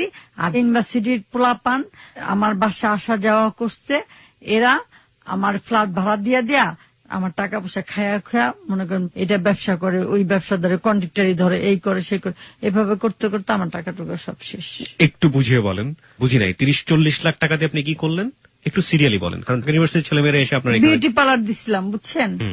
আর টাকা কিছু না, বুঝছেন, মানে বিউটি পার্লার দিছিলাম। তারপর ইউনিভার্সিটির একটা গ্রুপ, আমাদের আত্মীয় স্বজন, তখন ওরা আমার ছোট বোন সত্রামি করে ওদের সাথে আমাকে মিশায় দেয়। ওদের সাথে মিশায় দেওয়ার পরে ওইসব ছেলেপেলেরা মনে করেন আমাকে দিয়ে মনে করেন ফ্যাক্স ফোনের দোকান দেয়, ফটোস্টেটের দোকান দেয়, তারপর ওটা শেষ, ওটাও ব্যবসা হয় না। তারপর আবার ওই যে খাবারের দোকান দেয়, ওটাও শেষ, কিছু হয় না। এই নানা রকম ভাবে। আর ফ্ল্যাট ভাড়া দিতে ফ্ল্যাট ভাড়া মনে করেন 12,000, 13,000, 14,000। আবার খাওয়া দাওয়া, সবাই মিল্লা খাওয়া দাওয়া, বান্ধবী মিল্লা, এগুলো করতে করতে মনে করেন যে টাকা কোন দিক দিয়ে কি হয়ে গেছে গা। আর টাকা চুরিও হয়েছে না কি বুঝতে পারি না। মাঝে মাঝে মনে হয় কি ব্যাংকের থেকে টাকা চুরি হয়। আমি গত পরশুদিন ব্যাংকে আলাপও করছি যে স্যার, আমার মনে হয় আপনাদের ব্যাংকের থেকে টাকা চুরি হয়, আমার টাকাগুলো এরকম করে যেতে পারে না, এরকম আমি বলছি। এখন ঘটনা হচ্ছে যে আমার মেয়ের ইংলিশ মিডিয়ামে পড়াইছি, এর ভিতরে আবার শ্যামল স্যার মেয়েকে ফালাই রেখে চলে গেছে। মেয়ের ইংলিশ মিডিয়ামে পড়াইছি, মেয়েরে ফ্ল্যাটে রাখছি, খাওয়াইছি। হ্যাঁ, এখন আমি একটা মহিলা মানুষ, আমি তো কোনো কাজ করতে পারি না, বুঝছেন, কিছু জানি না, কি করবো আমি। হ্যাঁ, এই ব্যাংকের থেকে টাকা উঠাইছি, এই যে ব্যাংকের রেকর্ড আছে, টাকা উঠাইছি আর খাইছি, উঠাইছি আর খাইছি। এবং মেয়েকে আপনি ইংলিশ মিডিয়াম স্কুলে পড়াইছি। মেয়ে যখন 8-এ উঠবে তখন মেয়েটারে এই যে কিডন্যাপ করে নিয়ে গেল। মেয়েটারে কিডন্যাপ করলো? হ্যাঁ, ওই লোক। সে কিভাবে বুঝছে? মেয়ে আমার এসে বলতো, আম্মু একটা ছেলে আমারে অফার দেয় যে তোমার মডেল বানাবে, তুমি চলো। তো আম্মু আমি কি যাব? তা আমি বলছি না মা, এইসব জগতে যাওয়ার দরকার নাই, কারণ এই জগৎ আমি চাই না তুমি যাও, তুমি ডাক্তার হও, আমি সেটা চাই। ডাক্তারি করে আমাকে খাওয়াবা মা, আমার তার কেউ নাই দুনিয়াতে তুমি ছাড়া, আমি তো নিঃসঙ্গ একা, এরকম বলছি। প্রিয় শ্রোতা, আমি সবার দৃষ্টি আকর্ষণ করছি একটা বিশেষ নামের প্রতি। আমরা কিছু মিউট শব্দ ব্যবহার করছি এখানে, অনেকেই নামটা জানতে চাচ্ছেন। দেখুন, প্রথম কথা হচ্ছে হ্যালো 8920 জীবনের গল্প বলে, ইটস নট আ রিপোর্টিং। হ্যাঁ, প্রশ্ন আসতেই পারে যে আজকে বনশ্রী যে ব্যক্তিটির নাম বলছে সেই ব্যক্তিটির নাম আমরা এখানে কেন প্রচার করলাম না, তার একটা ইন্টারভিউ আমরা করলেও করতে পারতাম, কিন্তু তাতে কি হতো? বনশ্রী যে ব্যক্তিটির নাম বলছেন, আমরা যদি তার একটা ইন্টারভিউ এখানে করতাম, তিনি সভাপতিটাকে অস্বীকার যেতেন, কিন্তু তাতে তার যে আত্মসম্মান বা তার যে সম্মানের জায়গাটা, সেটা কি প্রশ্নবিদ্ধ হতো না? তাহলে উইদাউট এনি প্রুফ, কোনো প্রমাণ না করেই বা কোনো প্রমাণ না রেখেই একজন ব্যক্তিকে, সে যেই হোক না কেন সমাজের, তাকে আমরা এভাবে লাখ লাখ মানুষের সামনে উপস্থাপন করতে পারি না।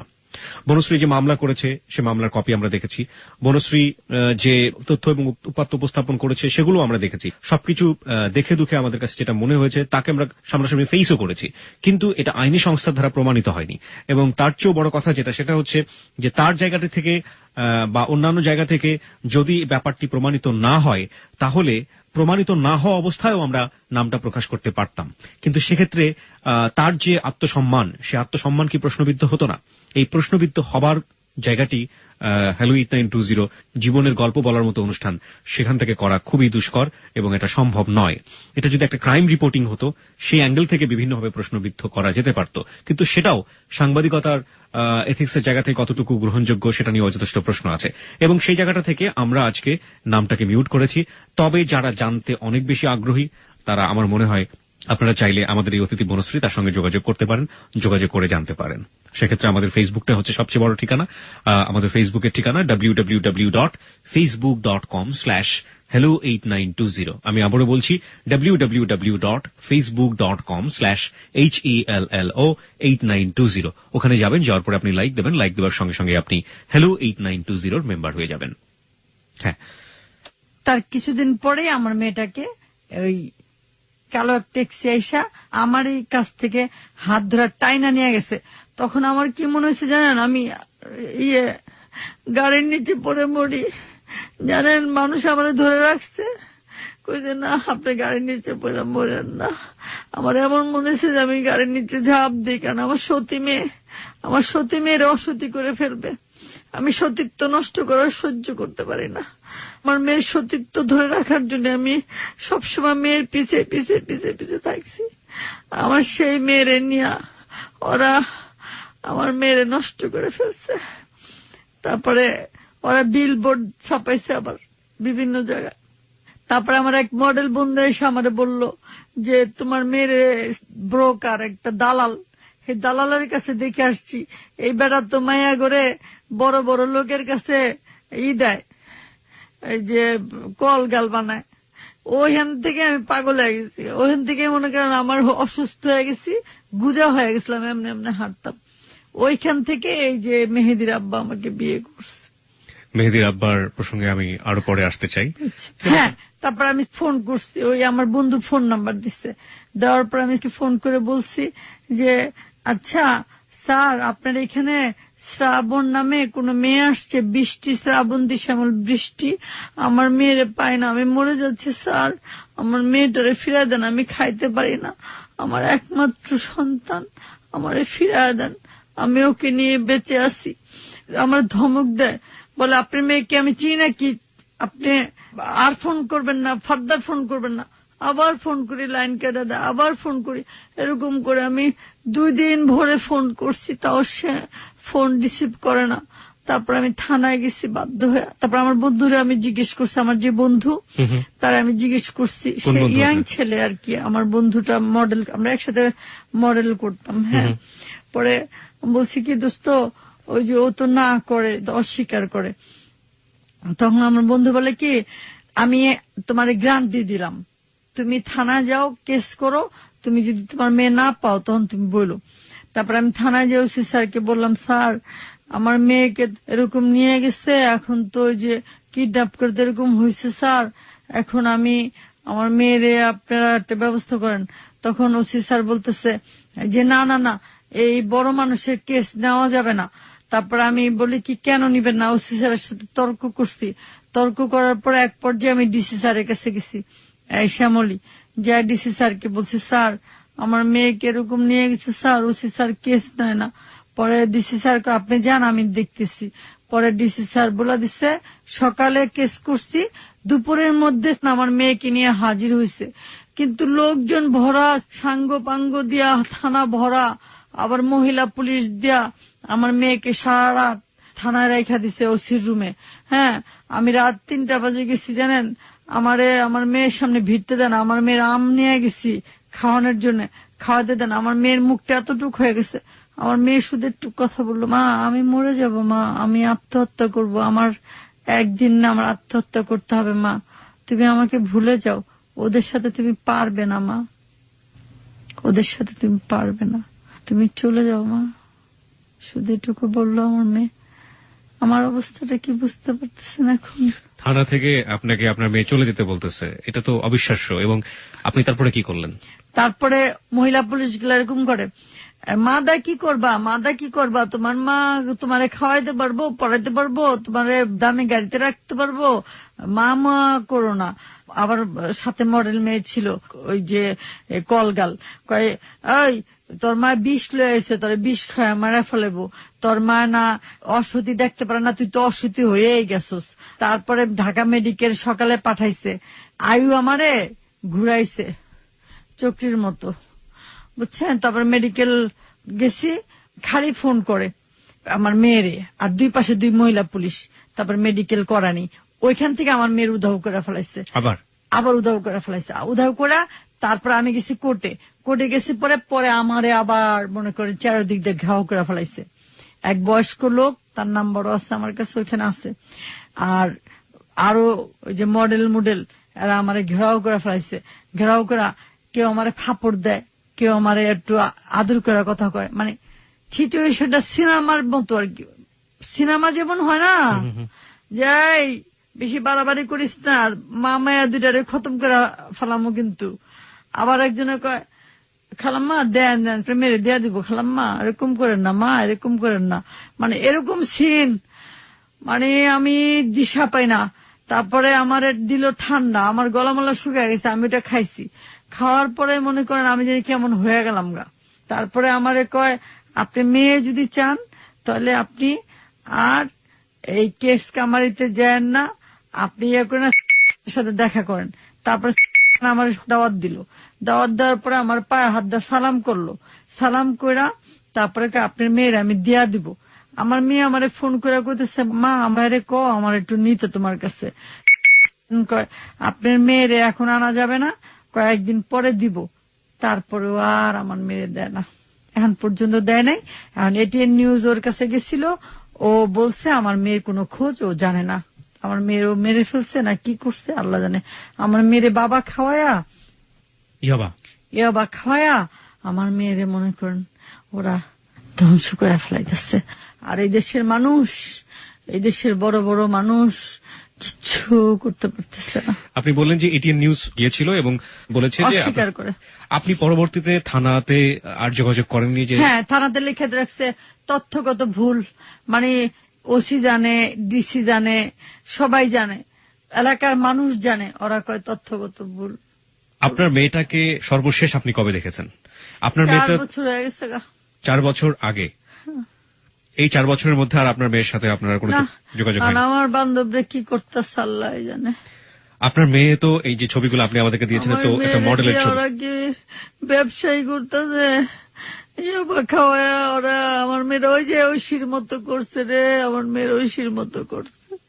ঐশীরা যেমন নষ্ট করে বাপ মারে মারা হেলাইলো, আমার মেয়েরে সেরকম করতেছে। আমি কোনো বিচার পাইতেছি না। আপনার এই যে ছবিগুলো আপনি দিচ্ছেন, আপনার মেয়ের ছবি তো মডেলিং এর ছবি, এই ছবিগুলো আপনার কাছে আসলো কিভাবে? আমার মেয়ে তো নায়িকা হইতে চাইতোই, বুঝছেন, এটা তো সত্যি কথাই।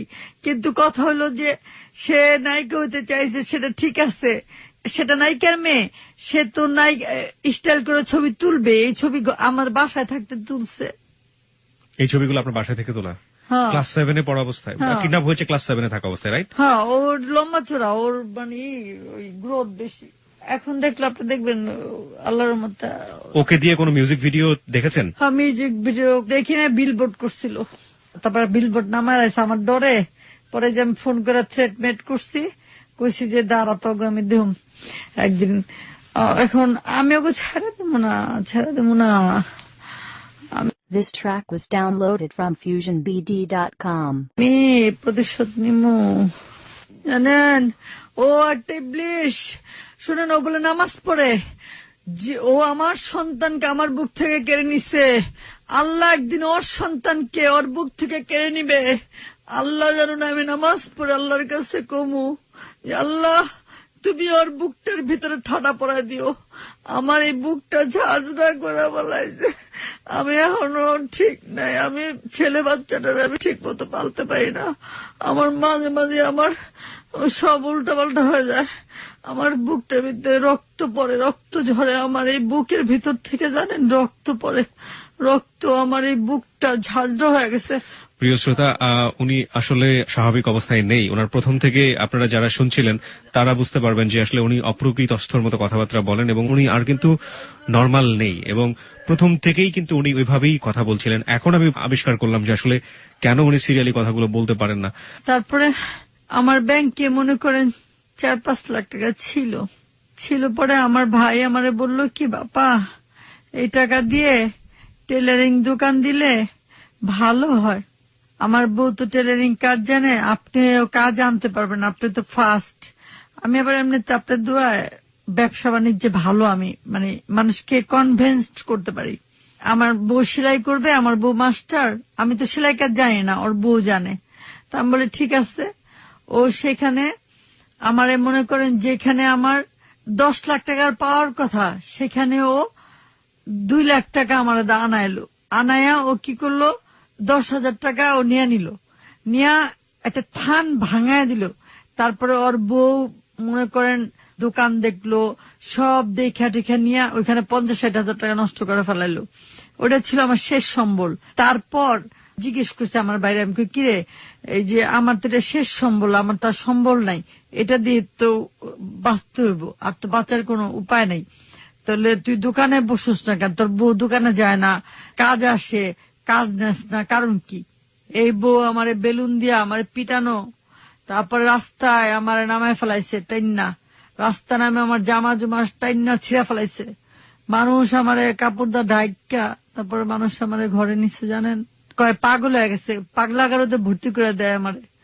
তারপরে এলাকার মানুষ পাগলাগারোতে ভর্তি করতে দেয় না, এলাকার যারা গণ্যমান্য ব্যক্তি তারা দেয় নাই, কইছে না ও পাগল নেই, ঠিকই আছে, তোরা অবশ্যই কোনো ভুল করছিস, তোরা কোনো কিছু করছিস, তোরা ভাই বোন। এখন ভাই বোন দেখা মনে করেন মানুষ বিচার করে না, পুলিশও বিচার করে না। এখন ভাই বোনদের ত্যাগ করে দিছি, এখন কইছি তগো আর লাগবো না, তোরা আমার ভাই বোন না, আমি একা, আমার ছেলের আমি একা এখন বাঁচতেছি। ত্যাগ করে দেওয়ার পরে আপনার তার পরবর্তী টাইমে যখন ওই টাকা শেষ করার পরে তারপর তো আমার খাওয়ার কোনো অ্যাবিলিটি নেই, ঘর ভাড়া দেওয়ার অ্যাবিলিটি নেই। তখন একটা মসজিদ ঘরের নিচে খোলা দোকান, ওই দোকানে ঘুমাইছি। আর প্রশাসন আমাকে খুব হেল্প করছে, ওরা রংবাজদের বলে গেছে, এই খবরদার, উনি কিন্তু একজন ইম্পর্টেন্ট লোক, ওনাকে কেউ কিছু বলবা না তোমরা। ওই ছেলেরা গাঁজা খায় দাঁড়া দাঁড়া। তারপরে ওইখানে আমার ভাত এনে দিছে না, তো এই ভাত খাইতেছি না, কুকুর আবার আইসা মনে করেন ওখানে খাড়াইছে, কুকুরে আমার প্লেটে এরকম করতে চায়, পরে আমি কুকুরে ভাত দিছি, কুকুরের ভাত দেই আর আমি খাই। এই অবস্থা করে আমি 2 মাস ওরকম থাকছি। তারপরে মিরপুর মাজারে সারা রাত একদিন বসে রয়েছি। আপনি তো সেকেন্ড বিয়ে করলেন না? সেকেন্ড বিয়েটা কিভাবে হলো? এটা হলো এই যে আমার মসজিদ ঘরে থাকলাম এই অবস্থা, তারপরে ওইখান থেকে একটা বস্তির ঘরে যে ভাড়া নিচ্ছি 600 টাকার মধ্যে, তো ওই ঘরে আমার বাচ্চার বাবাটা স্মার্ট ছিল, বড় লোক, ভালো ঘরের ছেলেই ছিল, শিক্ষিত ছিল। ও তখন ওই আমার সেবা যত্ন করার জন্য খাবার টাবার এনে দিত, কন্ট্রাক্টরি করতো তো, ও খাবার টাবার এনে দিত। তারপরে বলতো তোমার একটা ভালো ঘরে নিয়ে যাব। তারপরে ও আমাকে ভালোবাসছে, ও বাড়িওয়ালাকে বলছে যে আমি ওনাকে আমি ভালোবাসি, আমার সাথে ওনাকে যদি বিয়ে দেন আপনারা দিতে পারেন। পরে ওই লোকেরা আমাকে বলছে ঠিক আছে তোমরা দুজন বিয়ে করে ফেলো, নাহলে তো মানুষ, আপনার চেয়ে তো বয়সে অনেক ছোট ছিল। হ্যাঁ, মানুষ খারাপ বলবে। আর আমাকে কেউ দেখে না, মনে করেন আশেপাশে আমি পানি চাইলে আমার অবস্থা সিরিয়াস খারাপ, মেয়ের জন্য মনে করেন আমার নারী শুকায় গেছে, আর আমি বমি করতে করতে মনে করেন মরে যায়, জন্ডিস।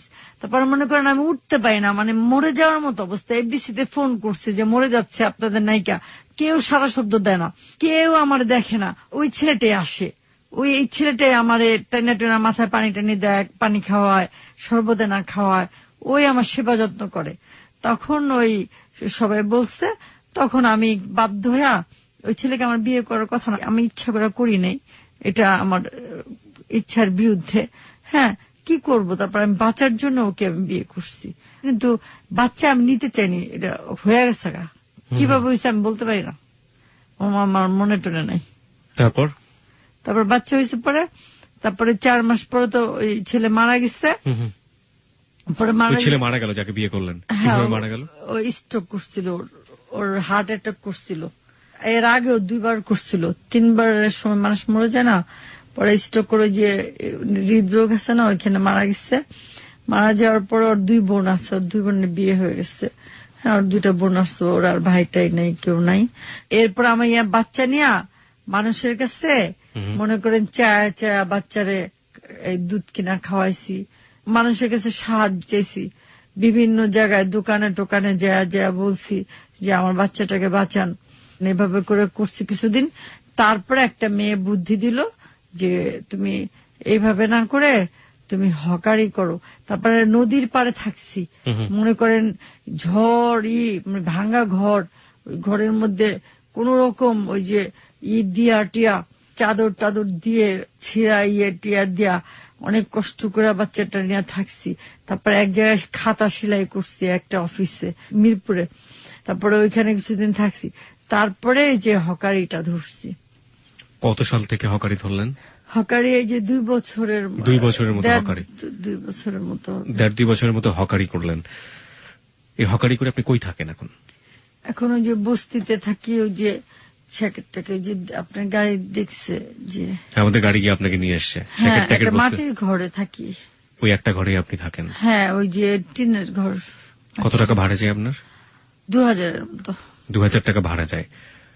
আর আপনার বাবার সাথে পরবর্তীতে যোগাযোগ করেন? আমার আব্বা আম্মা তো কবে মারা গেছে না। আপনার ভাই বোনেরা কেউ আপনার কোনো সহযোগিতা করেনি?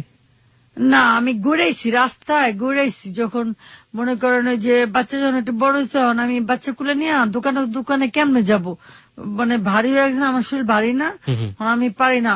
পরে আমি রাস্তায় ঘুরেছি, গরমের ভিতরে, রোদ্রের ভিতরে গত বছর ঘুরেছি, বুঝছেন।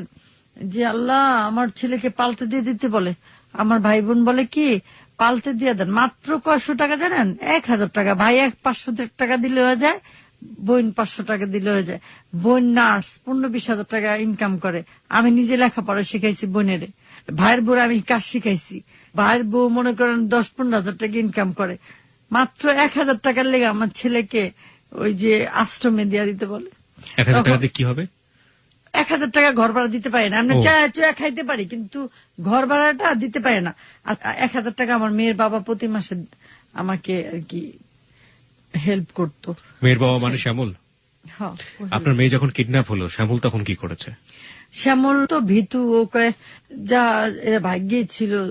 আর আমি কি মানে অসহায়ের মতো, মানে শ্যামল অসহায়ের মতো। শ্যামল পরবর্তীতে আবার হিন্দু হয়ে গেছে? না, মুসলমান। এখন মুসলমান পীর ধরছে, মুসলমানই। ও এখন কোথায় থাকে? আর আমার ননাসের 2টা মেয়েকে মুসলমান বানায় বিয়ে দিচ্ছি আমি। শ্যামল এখন কোথায় থাকে? মোহাম্মদপুরে থাকে। আমার সাথে দেখা হয়, প্রায় দেখা হলে কি বলে? দেখা হলে বলে কি করবা, ছেলেটারে কেমনে মানুষ করবা, কেমন করবা, কি হয়ে গেল জীবনটা, এরকম হয়ে গেল কেন।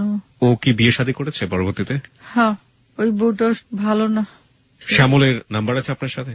না, নাম্বার দেয় না। কারণ কি আমি একবার ওই যে শ্যামলের বোরে মারতে গেছিলাম। কারণ আমার মেয়েরে বলে কি তুমি কি বাপের সাথে ঘুমাইছো, বাপের সাথে মানে মেয়েরে রাইখা মহিলা দেশে গেছে। আর মহিলা দেশ থেকে ফিরা আমার মেয়েকে এই কথা কইছে পরে আমার মেয়ে আইসা আমার কাছে কাঁদছে আর কইছে আম্মু আব্বুর সাথে বলে আমি ঘুমাইছি, এই ধরনের কথা কইছে। আমি সহ্য করতে পারিনি, তখন বেটিনে মারতে গেছিলাম। এরপর থেকে শ্যামল ভয়ে বাসার ঠিকানা দেয় না আর ফোন নাম্বার দেয় না। ওকে, ঠিক আছে। এই যে ছেলেটাকে নিয়ে আপনি এখন হকারি করছেন 2 বছর যাবত, এখনো তো তাই করেন, তাই না? কি হকারি করেন আপনি, কি করেন? আমি ওই যে নামাজ শিক্ষা বই বিক্রি করি, হাদিস বিক্রি করি, তারপর ব্রাশ বিক্রি করি, কটন বাড বিক্রি করি, যখন যেটা মনে হয়। কোথায় হকারি করেন আপনি? বাসে বাসে? বাসে হাইটাও করি অনেক সময়। আমরা আপনাকে চেনানোর জন্য, আপনি 2 বছর যাবত করেছেন, ঢাকা শহরের অসংখ্য মানুষ আপনাকে চেনে ফেসে, যারা বাসের মধ্যে উঠে হয়তো কখনো আপনার দিকে ফিরে তাকায়ও না, হ্যাঁ, তুচ্ছ তাচ্ছিল্য করে। আপনি একটু জাস্ট আমাদেরকে বলবেন কি বলেন বাসে উঠে, আমরা শুধু একটু শোনাতে চাই। না, আমাকে তুচ্ছ তাচ্ছিল্য করে না, ওরা বুঝে আমি একটা ভালো ফ্যামিলির। ওরা আমাকে দেখলে বুঝে, কেমন করে যেন অবাক হয়ে যায়, এবং ওরা আমাকে সবাই ভালোবাসে। কি বলেন আপনি বাসে উঠে? মনে করেন আমার তুচ্ছ তাচ্ছিল্য করে কারা জানেন? হেল্পার গুলো আমার দেখতে পারে না, কিন্তু অন্যরা আমাকে অনেক ভালোবাসে, মানে পাবলিকরা। তারা আমার একটা বই 500 টাকা দাও কিনে নেয়, 1000 টাকা দাও কিনে নেয়। বাচ্চা মেয়েরা 500 টাকা দাও বই কিনে নেয়। তারপরে আমার বেশিরভাগ ছাত্ররা হেল্প করে, বসতেও দেয়, আন্টি বসেন। তারপর ওরা বলে, আন্টি আপনাদেরকে তো এটাতে মানায় না, অনেকেই বলে। ওরা মানে বুঝতে পারে আমাকে দেখলে। আমার তাহলে তো খুবই ভালো যে পাবলিক যারা জনতা আছেন তারা খুব ভালো ব্যবহার করছে। খুব ভালো লাগলো আপনার কাছ থেকে শুনে। কিন্তু এই জীবনটা তো আসলে আমরা কেউই প্রত্যাশা করিনি আপনার ক্ষেত্রে। আমাদের একটু বলবেন যে আপনি ওই বাসে উঠে আপনি কি বলেন পাবলিককে বই বিক্রি করার সময়? আমি বলি, বাবারে আমার তো স্বামী নাই, আমার হাজবেন্ড তো মারা গেছে, এখন আমি আমার এই ছেলেটারে নিয়ে বাবা বড় বিপদে পড়ছি, আমি তো অন্য কোনো কাজ করতে পারি না। এখন বাবা তোমরা যদি বই কিনো, আপনারা যদি বই কিনেন বাবা, তাহলে আমরা বাঁচতে পারি, নাহলে আমরা বাঁচতে পারি না। আমাদের তো যাদের 5,000 কোটি টাকা আছে, যারা 500 কোটি টাকা আছে, তারা তো আমাদেরকে টাকা দেয় না, দিবেও না। এখন আপনারা সাধারণ মানুষ, আপনারা হয়তো অনেক টাকা ইনকাম করেন না, কিন্তু আপনারা দিবেন, আপনাদের এই দয়া আছে, আপনারা আমাকে একটু হেল্প করেন, নাহলে আমরা না খেয়ে থাকবো, একথা বলি। তখন ওরা দেয়, যার যে অ্যাবিলিটি আছে সেই অ্যাবিলিটি অনুযায়ী দেয়।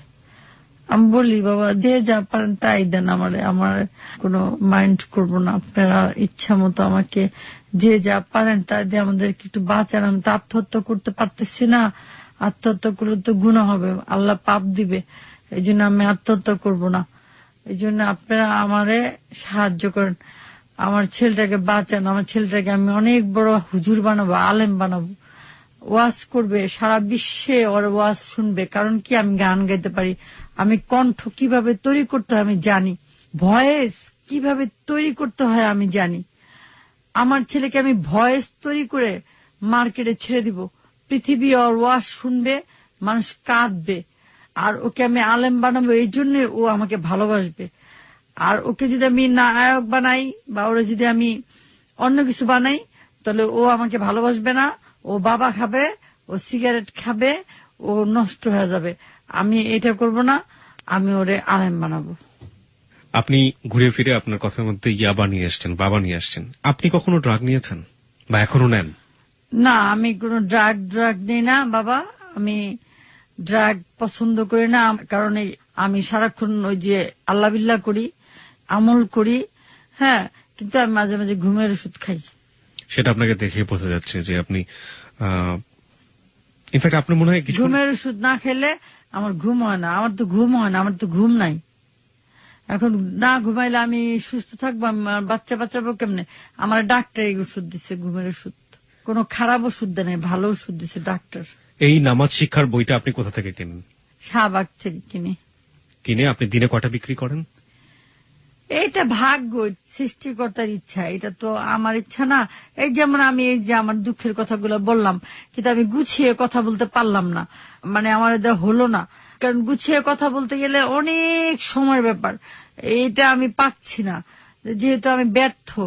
তো এই যে শ্রোতা, তারা যদি আমার জন্য একটু মায়া লাগে, এই অসহায় মানুষটার জন্য যদি একটু মায়া লাগে, এই মাটার জন্য যদি একটু মায়া লাগে, আমার সন্তানের মতো অনেকেই শুনছেন, হ্যাঁ, বা এই বোনটার জন্য যদি কারো মায়া লাগে, তাহলে তারা অবশ্যই আমাকে বাঁচানোর জন্য, আমার বাচ্চাটাকে বাঁচানোর জন্য তারা চেষ্টা করবেন। আর যদি মায়া না লাগে তাহলে তো আর কিছু করার নাই। কিন্তু মায়াটা তো আল্লাহর তরফ থেকে আসতে হবে। সৃষ্টিকর্তা যদি কারো ভিতরে মায়া দিয়ে দেয়, তাহলে তারা আমাকে মায়া করবে। যেমন এক লোক, ওই যে মমিন সরকার, টিভিতে দেখা সে আমাকে, এই যে এই কদিন আমরা না খেয়ে মরতাম, সে আমাকে হেল্প করছে। এক ইন্ডাস্ট্রির মালিক, ওনার ইন্ডাস্ট্রি আছে, যদি উনি হেল্প না করতেন তাহলে আমরা মা ছেলে দুজনেই বিস্তার থেকে তুলতে পারতাম না, না খেয়ে মরতাম। এই বৃষ্টি বাদলের মধ্যে তো কাজ করা যাচ্ছে না, কাজ করতে পারতাম না। ওনার জন্য আমরা মা ছেলে এখন সুস্থ। এই লোককে সারা জীবন আমি মানে কৃতজ্ঞ, এবং এই লোকের জন্য আমি নামাজ পড়ে দোয়া করব। আচ্ছা, আপনি একটু বলবেন যে এই যে এত লম্বা একটা সময়ের পরে আপনি এখন মিডিয়াতে আপনাকে নিয়ে আলোচনা হচ্ছে, মিডিয়াতে আপনাকে নিয়ে রিপোর্ট হচ্ছে, এটা কিভাবে হলো? এটা হলো ইমরুল শাহেদ নামে একজন সাংবাদিক আছে, উনি আমাদের বাসায় আগে যেতেন যখন আমার ইয়াং বয়স ছিল। ফার্স্ট টাইম, প্রথম উনি আমার কাভারেজ করেছিলেন।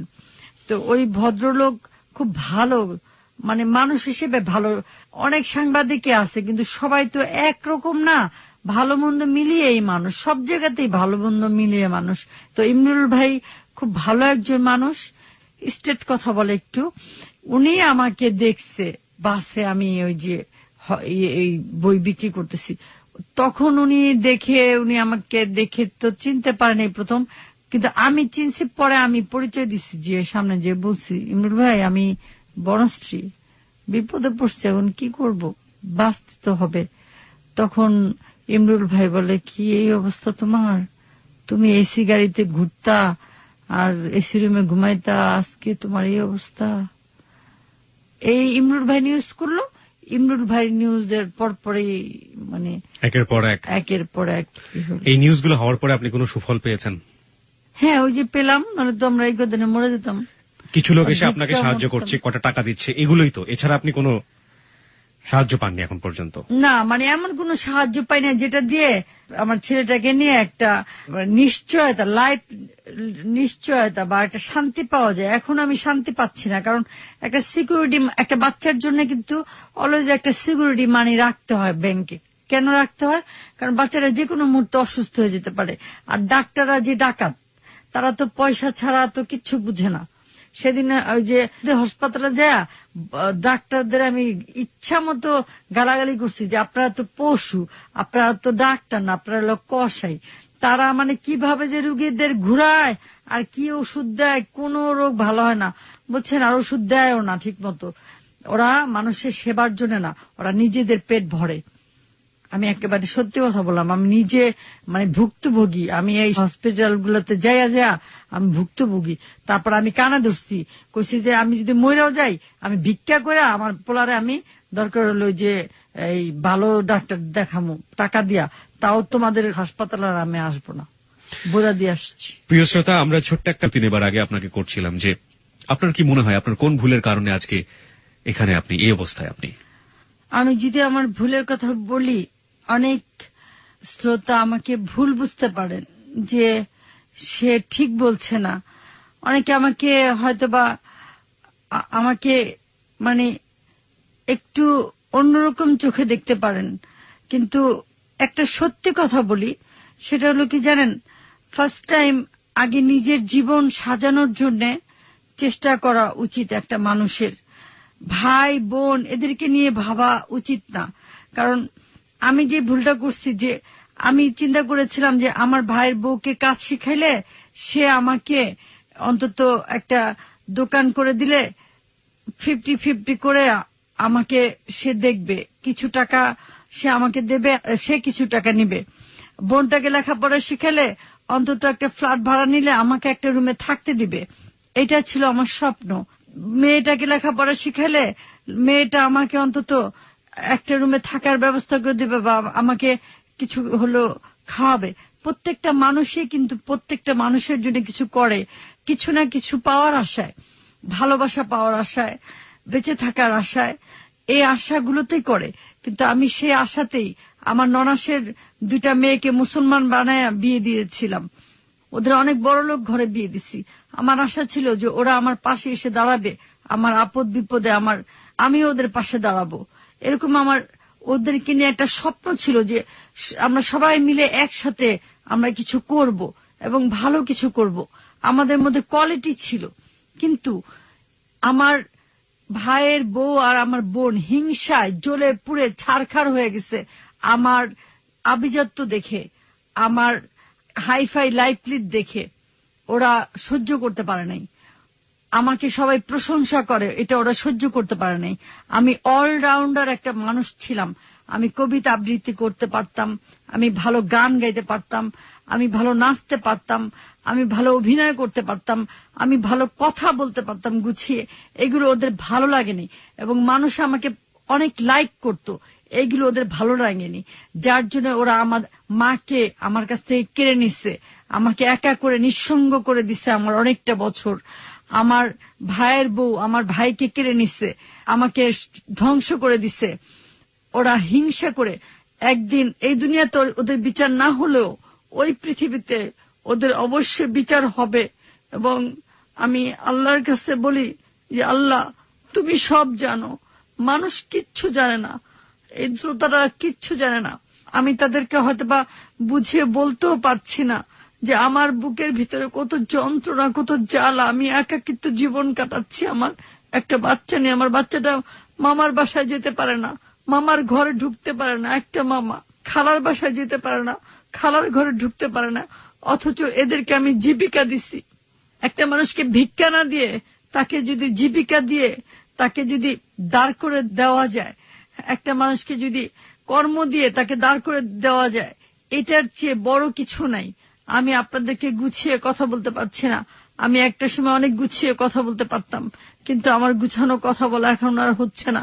বস্তিতে থেকে থেকে আমি যেন কেমন হয়ে গেছি, চেঞ্জ হয়ে গেছি। তবে আপনারা আমাকে দোয়া করবেন, আল্লাহ যেন আমাকে রহমত নাজিল করে।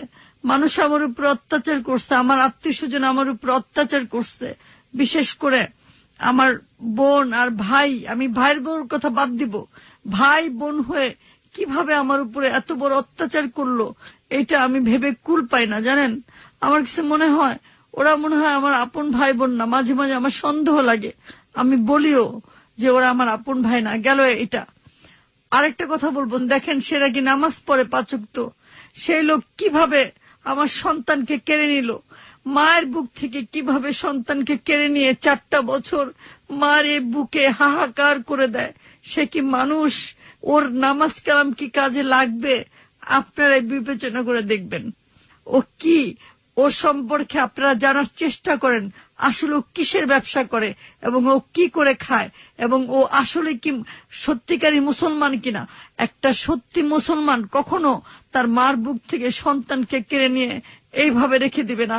আমি 10 মাস 10 দিন বেড়ে ধরছি, আমার অনেক কষ্টের সন্তান।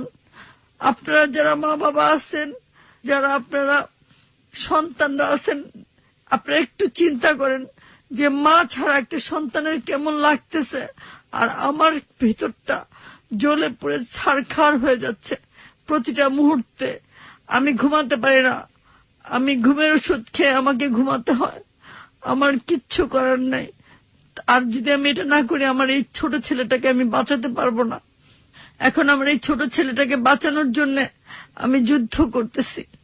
আপনারা দোয়া করবেন আমার এই ছোট ছেলেটাকে যেন আমি বাঁচিয়ে রাখতে পারি, আমার মেয়েটা যেন বেঁচে থাকে দুনিয়াতে। আমার এখন ভয় হচ্ছে, ওরা কি আমার মেয়েটাকে মেরে ফেললো, নাকি আমার মেয়েকে ড্রাগ দিয়ে, ওরা ইয়োবা দিয়ে, বাবা দিয়ে, ওরা ইঞ্জেকশন দিয়ে, প্যাথেডিন দিয়ে আমার মেয়েটাকে কোনো ফ্লাডে রেখে ক্রাইম করাচ্ছে। আমার কাছে মনে হচ্ছে ওরা কোনো জায়গায় রেখে উচ্চ শ্রেণীর কোনো লোকজন দিয়ে ওরা ক্রাইম করাচ্ছে আমার মেয়েটাকে। আমি আমার মেয়েটাকে দেখতে চাই। আপনারা যদি একটু সহযোগিতা করেন, এগিয়ে আসেন, আপনাদের মধ্যে অনেকের ক্ষমতা আছে, আপনারা অবশ্যই আমার মেয়েটাকে আমার বুকে ফিরিয়ে এনে দিতে পারবেন। এবং আমি দেখতে চাই আমার মেয়েটা কেমন আছে, কোথায় আছে, কি অবস্থায় আছে। সে কি ভালো লাইফ লিড করতেছে নাকি সে অন্ধকারে লাইফ লিড করতেছে, আমি এটা জানতে চাই, দেখতে চাই। আপনাদের কাছে আমার অনুরোধ, আপনারা সব পারেন, আপনারা জনগণ যদি একসাথে হন, সাংবাদিক ভাইরা যদি আপনারা যদি এটা নিয়ে লড়াচড়া করেন, অবশ্যই আমার মেয়েটাকে আমি ফিরে পাবো। এটা আমার আবেদন। আর আমাদেরকে বাঁচান, আমাদেরকে আর্থিক অবস্থা আমাদের খুব খারাপ। আমার ছেলেটা এবং মেয়েটার জীবন ভিক্ষা চাই আপনাদের কাছে। আমার মেয়ের জীবন, আমার ছেলের জীবন আমাকে ভিক্ষা দেন। আমার এই পৃথিবীতে স্বামী নাই, কিচ্ছু নাই। দেখেন, আমি সারাটা জীবন নিঃসঙ্গ কাটিয়ে আসছি। আমি সারাটা জীবন আমি স্বামী পাই নাই, আমি কোনো শখ আহ্লাদ করতে পারি নাই, আমি একাকিত্ব জীবন কাটায় আসছি। অনেক সাংবাদিক ভাইরা জানেন আমি কোনো সঙ্গী নিয়ে ঘুরি নাই, আমি কোনো ক্রাইম করি নাই। তাই আপনাদের কাছে আমার অনুরোধ, আপনারা আমাকে একটু মায়া করেন, একটু ভালোবাসেন, আমাকে একটু দয়া করেন আপনারা। আমি আর কি বলবো, আমার আর কিছু বলার নাই। আপনাদের কাছে আমার আর কিছু বলার নাই। আপনারা একটু দেখেন ও কে, ও এরকম ভাবে আমার বুক থেকে আমার সন্তানকে ছিনিয়ে নিয়ে ও এখন অস্বীকার করতেছে কেন? আমার সন্তানকেই তাহলে ও মেরে ফেললো না? আমার সন্তানকে ও কি করছে আমি জানতে চাই। আমি আমার সন্তানকে দেখতে চাই। আমার সন্তানটাকে আমার সামনে একটু দেখান আমাকে। প্রিয় শ্রোতা, এই হচ্ছে বনশ্রীর জীবনের গল্প, এবং এই গল্পের শেষ কোথায় আমরা জানি না। বনশ্রী শেষ হয়ে গেছে। বনশ্রী শেষ হয়ে গেছে ইন এ সেন্স যে বনশ্রী আসলে তার নাম নয়। বনশ্রী ছিল সিনেমাতে তার দেয়া নাম, এবং সেই বনশ্রীকে যারা এখন ফেসবুকে দেখছেন তারা বুঝবেন যে আসলে বনশ্রী শেষ হয়ে গেছে। সোহরাব রুস্তমের সেই বনশ্রী এখন আর নেই, সেই বনশ্রী হারিয়ে গেছে। কিন্তু বনশ্রীর আড়ালে যে মানুষটি বড় হয়েছে, আসল নাম, আপনার আসল নামটা কি ছিল বলবেন? আমার আসল নাম শাহিনা আক্তার। এই শাহিনা আক্তার সে এখনো বেঁচে আছে, এবং বেঁচে আছে একজন মা হিসেবে, একজন দুঃখী মানুষ হিসেবে, বস্তিতে নিদারুণ জীবন যাপনকারী একজন মানুষ হিসেবে। এবং সেই মানুষটি যে কথাগুলো শেষে বলে গিয়েছে, সেই কথাগুলো যদি শেষ পর্যন্ত আমরা বাস্তবায়ন করতে পারি, আমরা যদি সত্যি সত্যি তার সন্তানটিকে তার কাছে ফিরিয়ে নিয়ে আনতে পারি, আমরা জানি না কার কাছে আছে, কিভাবে আছে, কে করেছে, সেটা তো প্রমাণ করবে আইনি সংস্থা, সেটা তাদেরই দায়িত্ব। কিন্তু গণমাধ্যমের যে ভূমিকাটা ছিল, সেই জায়গাটা থেকে হ্যালো 8920 সেই ভূমিকাটা পালন করেছে, অনেকেই করেছেন। কিন্তু কি আমরা পারবো শেষ পর্যন্ত তার সন্তানকে তাকে ফিরিয়ে দিতে, কিংবা তার সুন্দর একটা ভবিষ্যৎ গড়ে দিতে? সেই প্রশ্নটা রেখেই আমরা তার জীবনের গল্পটা শেষ করতে চাই। যে বনশ্রীর আগের জীবন সম্পর্কে সে জানতেন, আমরা তার কাছ থেকে জানার চেষ্টা করব যে বনশ্রী এতক্ষণ ধরে যা বলল সেগুলো কতখানি সত্য। এই কাজটি করছে শাকিল। ইমরুল জাহেদ সাহেব বলছেন? হ্যাঁ, ইমরুল সাহেব বলছি। ইমরুল ভাই, আমার নাম হচ্ছে শাকিল, আমি এবিসি রেডিও থেকে বলছিলাম। ও আচ্ছা আচ্ছা, হ্যাঁ। আমি একটু জানতে চাচ্ছি ইমরুল ভাই, যে বনশ্রীকে আপনি কবে থেকে চেনেন? বনশ্রীকে আমি চিনি প্রথম ছবির থেকেই। তাকে যখন নাকি ফারুক ঠাকুর সাহেব প্রডিউসার তাকে ছবিতে নিল, এরপরে স্বাভাবিকভাবেই তখন একটা রীতি ছিল যে যারা যেসব প্রডিউসার বা ডিরেক্টর তারা নতুন কাউকে আনলেই সাংবাদিকদের সাথে পরিচয় করিয়ে দিত এবং পাবলিসিটিটা চাইতো। তো আমাকেও সেভাবে ওই ডেকে নিয়ে গুলিস্তানের অফিসে, পরে তার বাসায় আমাকে নিয়ে গেছিল, নিয়ে আমাকে পরিচয় করাই দিয়েছিল। তখন আমি আনন্দ বিচিত্র সময় আমি তাকে নিয়ে একটা প্রচ্ছদ লিখেছিলাম সোহরাব রুস্তমকে কেন্দ্র করে। এগুলো শুরু। ওনার সম্পর্কে আপনি কি কি জানতেন? বনশ্রী, ফারুক ঠাকুর, এই যে সম্পর্ক, এই ব্যাপারগুলো নিয়ে আপনি আসলে কি জানতেন, একটু আমাদেরকে যদি বলতেন। ফারুক ঠাকুরের সঙ্গে তার একটা খুব ভালো সম্পর্ক ছিল। ফারুক ঠাকুর ছিল হলো প্রডিউসার। প্রডিউসারের সঙ্গে একটা হিরোইনের যে সম্পর্ক থাকা দরকার তার থেকে গভীর ছিল, এ ব্যাপারে কোনো সন্দেহ নেই। আমি যেটা জানতে চাচ্ছি যে কতদিন ধরে আপনি ওনাদেরকে একসঙ্গে দেখেছেন, কিংবা আপনি কি জানেন যে সম্পর্কটা ভেঙে যাওয়ার কারণ প্রসঙ্গে? ওরা যে চলাফেরাটা করতো বা তাদের যে আন্তরিক রিলেশনটা, সেটা আমরা শুনতাম বাইরের থেকে। আমাকে দেখিয়ে তো আজকে সেটা মেনটেন করবে না, করবে কি? কখনোই না। হ্যাঁ, আমাদেরকে বিভিন্ন সূত্রের উপরে ভিত্তি করে সেখান থেকে সেই সংবাদগুলি সংগ্রহ করতে হতো। হয়তো রসিকতা করতাম মাঝে মধ্যে, আপনার বান্ধবীর খবর কি, এই সেই, আমরা রসিকতা করতাম। ফারুক ঠাকুর হাসতো, মুচমুচকে হাসতে, কিংবা তার সাথে তাকে বিয়ে করেছে, এই ধরনের কথা আমাদেরকে কখনো বলতো না। যেটা শেষ পর্যন্ত আমরা জেনেছি, গুলশানের একটা জমিকে কেন্দ্র করে পালিয়ে যান বনশ্রীকে দেখে ফারুক ঠাকুর। তো ওখান থেকে বনশ্রীর পিছনে পড়াটা শুরু হয়। আচ্ছা, সম্প্রতি আপনি তাকে কোত্থেকে আবিষ্কার করলেন, এই সম্পর্কে একটু বলেন, কিভাবে পেলেন? আমি মোহাম্মদপুর থেকে বাসে করে প্রেস ক্লাবের দিকে আসতেছিলাম, একটু অন্য মানুষ ছিলাম। হঠাৎ করে একটা নারী কণ্ঠ, আমার কাছে নারী কণ্ঠটা একটু পরিচিত মনে হলো, ঘুরে তাকালাম। তাকে দেখি যে বোরকা পরা একটা মেয়ে, মেকআপ নেই, নামাজ শিক্ষা বই বিক্রি করতেছে। তাকে দেখার চেষ্টা করতেছি এবং চেনার চেষ্টা করতেছিলাম। তো হঠাৎ করে তার চোখটা আমার দিকে পড়ে গেছে। পড়ে যাওয়াতে সে আমাকে দিকে হঠাৎ থেমে গেল তার বক্তৃতাটা। সে আমার কাছে আসলো, কাছে এসে বললো যে হ্যাঁ আমি বনশ্রী। কি করে যেন বুঝতে পারলো যে আমি ওটা আবিষ্কার করার চেষ্টা করতেছি, বলে সে নেমে গেল। পরে আমি এফডিসিতে শিল্পী সমিতিতে গিয়ে তার টেলিফোন নাম্বার জোগাড় করে পরে তার সাথে আমি যোগাযোগ করলাম। আচ্ছা আচ্ছা, তারপরে আপনি এই পত্রিকাতে রিপোর্ট করেন? হ্যাঁ, পত্রিকা। হ্যাঁ হ্যাঁ। জি, ঠিক আছে ইমরুল ভাই, আপনাকে অনেক অনেক ধন্যবাদ, আপনি আমাদেরকে কষ্ট করে সময় দিলেন। আপনাকেও ধন্যবাদ। আপনার হ্যালো 8920 শ্রোতা যারা আছেন তাদেরকেও আমি ধন্যবাদ জানাচ্ছি। অনেক ধন্যবাদ শাকিল, এবং একই সাথে ধন্যবাদ জানাচ্ছি বনশ্রীকে নিয়ে প্রথম রিপোর্ট করা সাংবাদিক ইমরুলকে। প্রিয় শ্রোতা, এই পর্যায়ে আমরা ইলিয়াস কাঞ্চনের সঙ্গে কথা বলতে চাই, এবং ইলিয়াস কাঞ্চন ছিল সোহরাবের ভূমিকা অভিনয় করা নায়ক সেই মুহূর্তে, এবং তুমুল জনপ্রিয় সে। ইলিয়াস কাঞ্চনকে নিয়ে প্রথমেই কথা বলেছে বনশ্রী, এবং বনশ্রী সম্পর্কে তিনি কি বলেন আমরা এই মুহূর্তে শুনবো শাকিলের কাছ থেকে। আমরা আবারও যাচ্ছি শাকিলের কাছে। শাকিল। কাঞ্চন ভাই, আমার নাম হচ্ছে শাকিল, আমি এবিসি রেডিও থেকে বলছিলাম। বনশ্রী সম্পর্কে আপনি কোনো কিছু আমাদের শ্রোতাদের যদি দু একটা বাক্য বলতেন আর কি। বনশ্রী যেহেতু একদম নতুন নায়িকা ছিলেন এবং সেই ছবির পরিচালক যিনি ছিলেন তিনি অত্যন্ত নাম করা বাংলাদেশে এবং আমার পছন্দের একজন পরিচালক মমতাজ আলী সাহেব। যিনি অনেক সুপার হিট এবং অনেক সুন্দর সুন্দর ছবিগুলো তৈরি করেছেন। তো সেই পরিচালকের ছবিতে উনি যখন নায়িকা হলেন, উনি যখন ওনাকে কাজ করেছেন, আমি কিন্তু আর অন্য কোনো কিছু চিন্তা করি না। এবং গল্পটা যেহেতু সোহরাব রুস্তম, সেহেতু গল্পের প্রতি আমার একটা আলাদা একটা ছিল। সেই কারণে আমি এই ছবিতে তখন তার সঙ্গে আমি অভিনয় করা। এই ছবির সুবাদে অভিনয় করতে গিয়ে স্টুডিওতে যতটুকু কথা বলা, এর বাইরে কিন্তু তার দেশ কোথায়, তার স্ট্যাটাস কি, এই সমস্ত জিনিসগুলো আসলে জিজ্ঞাসা করা যায় না। এর পরবর্তী সময়ে ছবিটা যখন রিলিজ হলো, যতটা আশা করার নিয়ে সেই রকম পপুলারিটি ছবিটি কিন্তু পায়নি। আচ্ছা, না পাওয়ার পরে চলচ্চিত্রে যতটা ডাক আসা উচিত ছিল, আমার মনে হয় যে সেরকম ডাক বোধ তার অন্যান্য প্রডিউসারদের কিংবা ডাইরেক্টরদের মাধ্যমে তার আসে না সেরকম। পরবর্তী সময় প্রডিউসার একটা খুনের মামলায় বোধহয় জড়িয়ে গিয়েছিলেন। পরবর্তী সময় ছবি বোধহয় নির্মাণ করতে পারেন নাই। নায়িকার উন্নতির জন্য একটা বাধাগ্রস্ত হয়েছে আমি মনে করি আর কি। কাঞ্চন ভাই, এখন উনি খুব কঠিন দরিদ্রতার মধ্য দিয়ে দিনাতিপাত করছেন, তো সেই ক্ষেত্রে আপনার ওনার জন্য কোনো পরামর্শ? ওনার জন্য তো এখন আর পরামর্শ দেওয়ার মতো কিছু নেই। যে সময়টা উনি চলচ্চিত্রে এসেছিলেন, যে সময়টা নায়িকা হয়েছিলেন, সেই সময়টাই কিন্তু আসলে পরামর্শ দরকার ছিল। এখন যে জায়গায় উনি গিয়েছেন, সেই জায়গায় তাকে হেল্প করার বিষয় আছে। ওনার পরামর্শ দিয়ে কোনো কিছু তার পরিবর্তন আনা সম্ভব না। জন্য যদি কোনো সাহায্য করা যায়, তাহলে সেটা হয়তো তার জন্য উপকারে আসতে পারে। জি, আপনি একজন জনপ্রিয় নায়ক। আপনি আমাদের হ্যালো 892-র লক্ষ লক্ষ যারা শ্রোতা রয়েছেন তাদের উদ্দেশ্যে যদি কিছু বলেন। শুধু চলচ্চিত্র অভিনেতা নই, আমি একজন সড়ক দুর্ঘটনা যাতে মানুষের ক্ষতিগ্রস্ত না হয় সেই দিকটায় আমি এখন সবচেয়ে বেশি গুরুত্ব দিই। এই অনুষ্ঠান শুনছেন তাদেরকে আমি আগামী ঈদের শুভেচ্ছা জানাচ্ছি, এবং সেই সঙ্গে ঈদ যেন আনন্দের সঙ্গে করতে পারি সেইভাবে আমরা রাস্তায় চলাচল করবো, গাড়িগুলো ব্যবহার করবো, এবং চালককে যদি বেপরোয়া ভাবে গাড়ি চালায়, চালকটাকে বুঝিয়ে যেন আমরা বলি যে ভাই আপনি ঠিক মতো গাড়ি চালান। কাঞ্চন ভাই, আপনাকে অনেক অনেক ধন্যবাদ আমাদের এবিসি রেডিওর পক্ষ থেকে, আমাদের হ্যালো 892 টিমের পক্ষ থেকে। আপনাদেরকে অনেক অনেক ধন্যবাদ, এবং এই এবিসি রেডিওর সঙ্গে যারা যারা সম্পৃক্ত আছেন সকলকে আমার আগামী ঈদের শুভেচ্ছা রইল। ওকে, আমরা ইলিয়াস কাঞ্চনের মূল্যবান মতামত জানলাম।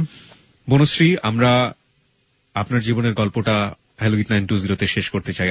আপনি বরাবরই বলছিলেন যে আপনি গান জানেন, আপনি গান করেন। আপনি যদি আমাদের শ্রোতাদের জন্য একটা গান করে শোনাতেন। আমি অনেকদিন প্র্যাকটিস করি না। গান একটা এমন বিষয়, সেটা হলো প্র্যাকটিস করতে হয়, রেওয়াজ করতে হয়। তা আমি অনেকদিন রেওয়াজ করি না, প্রায় 3-4 বছর যাবত তো রেওয়াজ করি না। তারপরে আমি আপনাদেরকে একটা গান শোনাতে চাই, আমার কষ্টের গান। আর আমি আগামীতে একটা ক্যাসেট বের করতে চাই শুধু আমার কষ্টগুলো প্রকাশ করার জন্য। গানের মধ্য দিয়ে আমার ক্যাসেট বের করার একটা ইচ্ছা আছে। যদি কোনো দয়ালু বাবা, কোনো দয়ালু ভাই আমাকে হেল্প করে, তাহলে হয়তো আমি বের করতে পারবো ক্যাসেট। এছাড়া আমার পক্ষে হয়তো বা সম্ভব না। তো আমি কি শুরু করব? জি, শুরু করুন। সহোদর কুন্তীর জ্যেষ্ঠ পুত্র। কর্ণের জন্মের পর কুন্তী তাহাকে পরিত্যাগ করেন। কুন্তী যে কর্ণের মা এ কথা আর কেই জানিত না। কর্ণ নিজেও এ কথা অনেককাল পর্যন্ত জানিতে পারে নাই।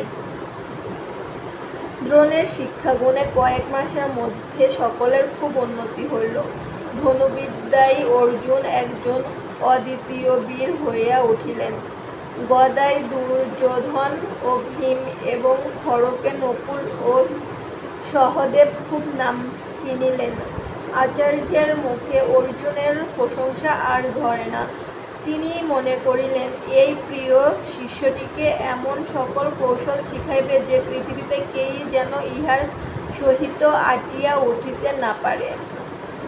আর সত্যই কাজেও তিনি তাহা করিলেন। অর্জুনের আদরে দেখিয়া